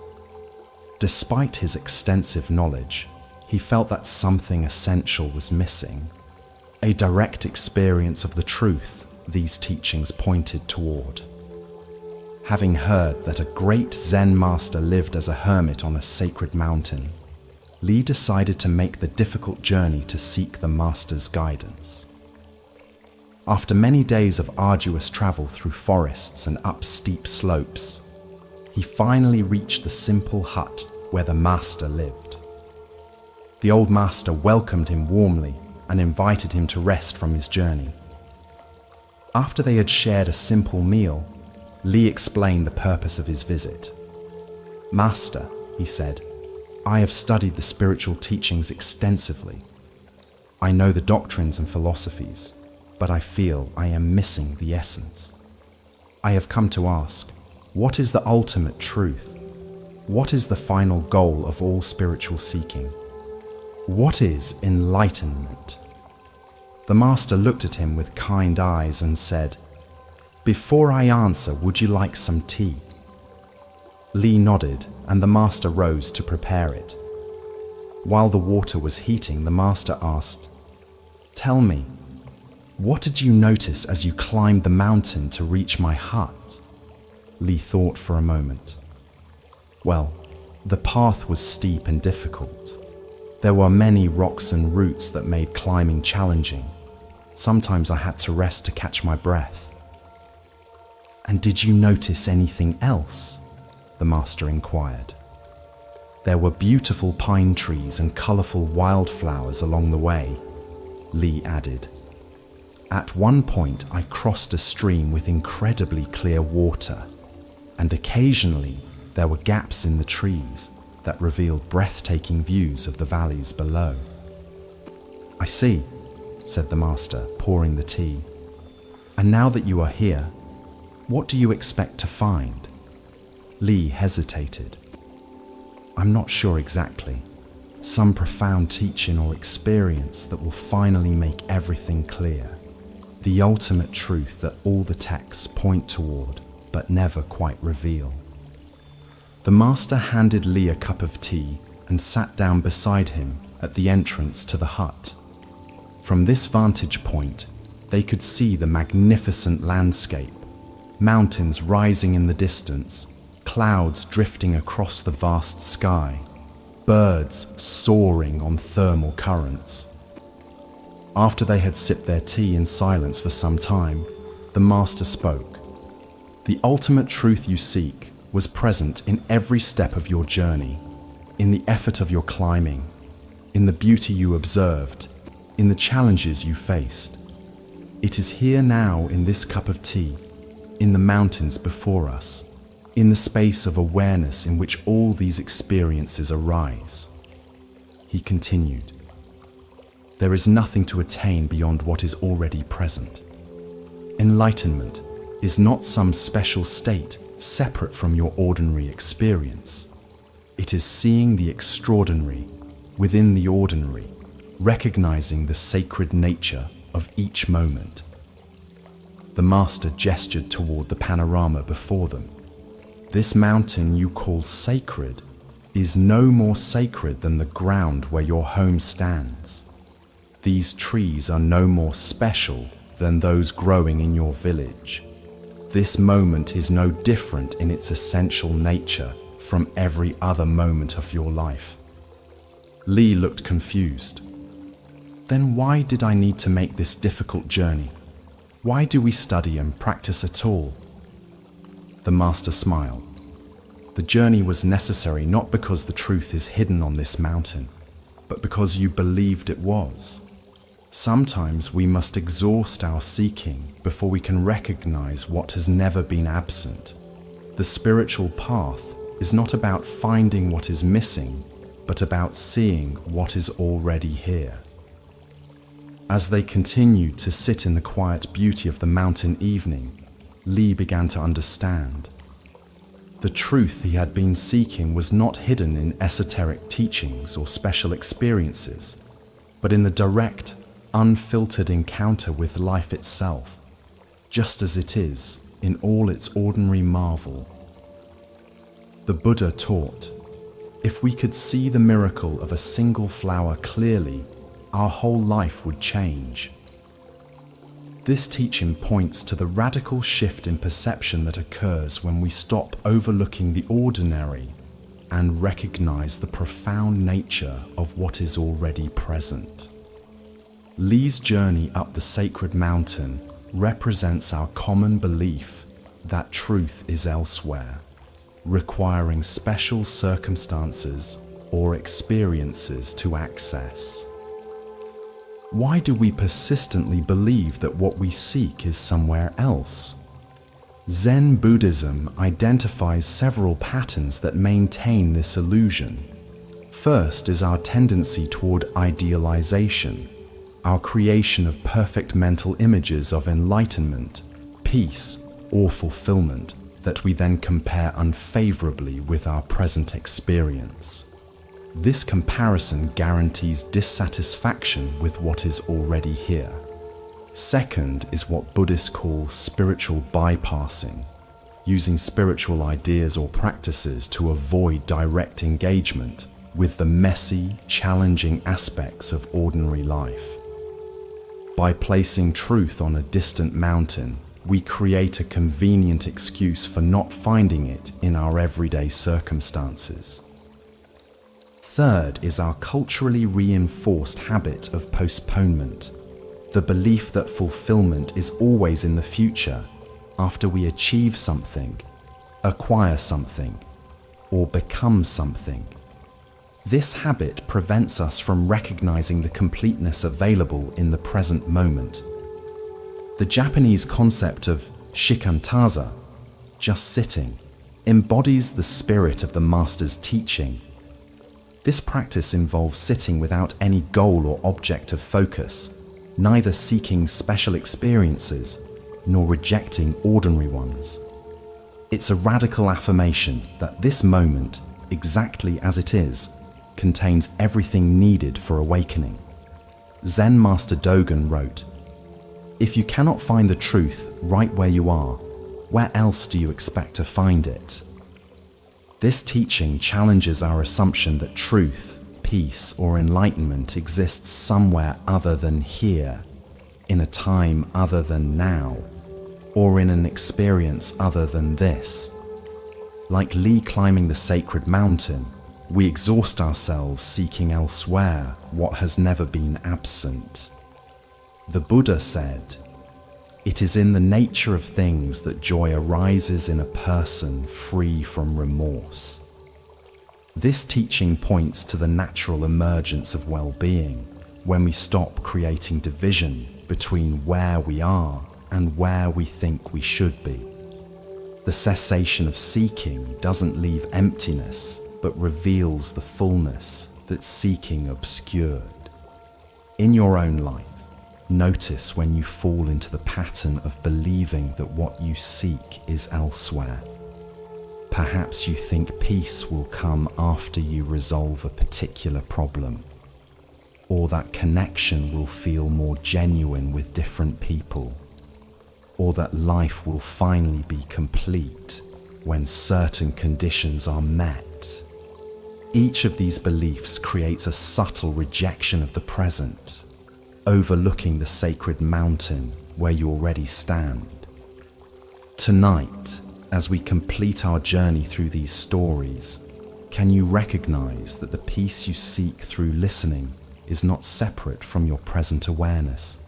Can you feel how the wisdom in these tales is not distant, but immediately available in your direct experience? As the Buddha taught, peace comes from within. Do not seek it without. The ultimate truth is not hidden on a sacred mountain or in ancient texts, but in the miracle of ordinary awareness, the silent witness that has been present throughout our entire journey together. As we draw our time together to a close, let us reflect on the journey we've taken through these ancient stories of wisdom. Each tale has offered a unique facet of understanding, yet all point to the same essential truth, that peace, clarity, and awakening are available here and now, not in some distant future or special circumstance. The empty boat taught us to recognize when we're filling situations with assumed intentions. The monk and the tiger showed us how to find joy in the present moment despite challenges. The two arrows revealed how we can avoid adding suffering to inevitable pain. The mustard seed helped us understand the universal nature of loss and impermanence. The farmer and the horse demonstrated the wisdom of suspending judgment about life's changing circumstances. We learned from the Buddha and the angry man that we can choose whether to accept the negativity others offer. The monk with the teacup showed us how embracing impermanence allows for deeper appreciation. The Buddha and the robe taught us about true generosity. The two monks and the river reminded us not to carry burdens long after their usefulness has passed. The cricket in the temple helped us value inner silence that allows us to hear subtle wisdom. The king and the laughing man revealed that contentment comes from fully receiving the present rather than acquiring more. The Zen master and the thief showed us the transformative power of giving. The master archer demonstrated how undivided attention leads to mastery. The heavy stone taught us to find creative solutions by questioning our assumptions. The empty cup reminded us to approach life with receptivity rather than preconceptions. The farmer's "will see" response showed us the wisdom of equanimity amid life's changes. The Zen master's tea demonstrated that true understanding requires emptying our cup of opinions. The samurai at the gate helped us recognize how heaven and hell are created in our own minds. Ryokan and the moon reminded us that the greatest treasures are freely available when we have eyes to see them. The right boat taught us to choose practices that serve our particular journey. The sound of one hand revealed the difference between intellectual understanding and direct realization. And the sacred mountain showed us that what we seek through spiritual practice is never absent from our ordinary experience. The Buddha taught, these three things cannot remain hidden: the sun, the moon, and the truth. As you continue on your own path, may the truths illuminated in these stories remain with you, not as concepts to remember, but as invitations to experience life with greater presence, compassion, and wisdom. Thank you for sharing this journey.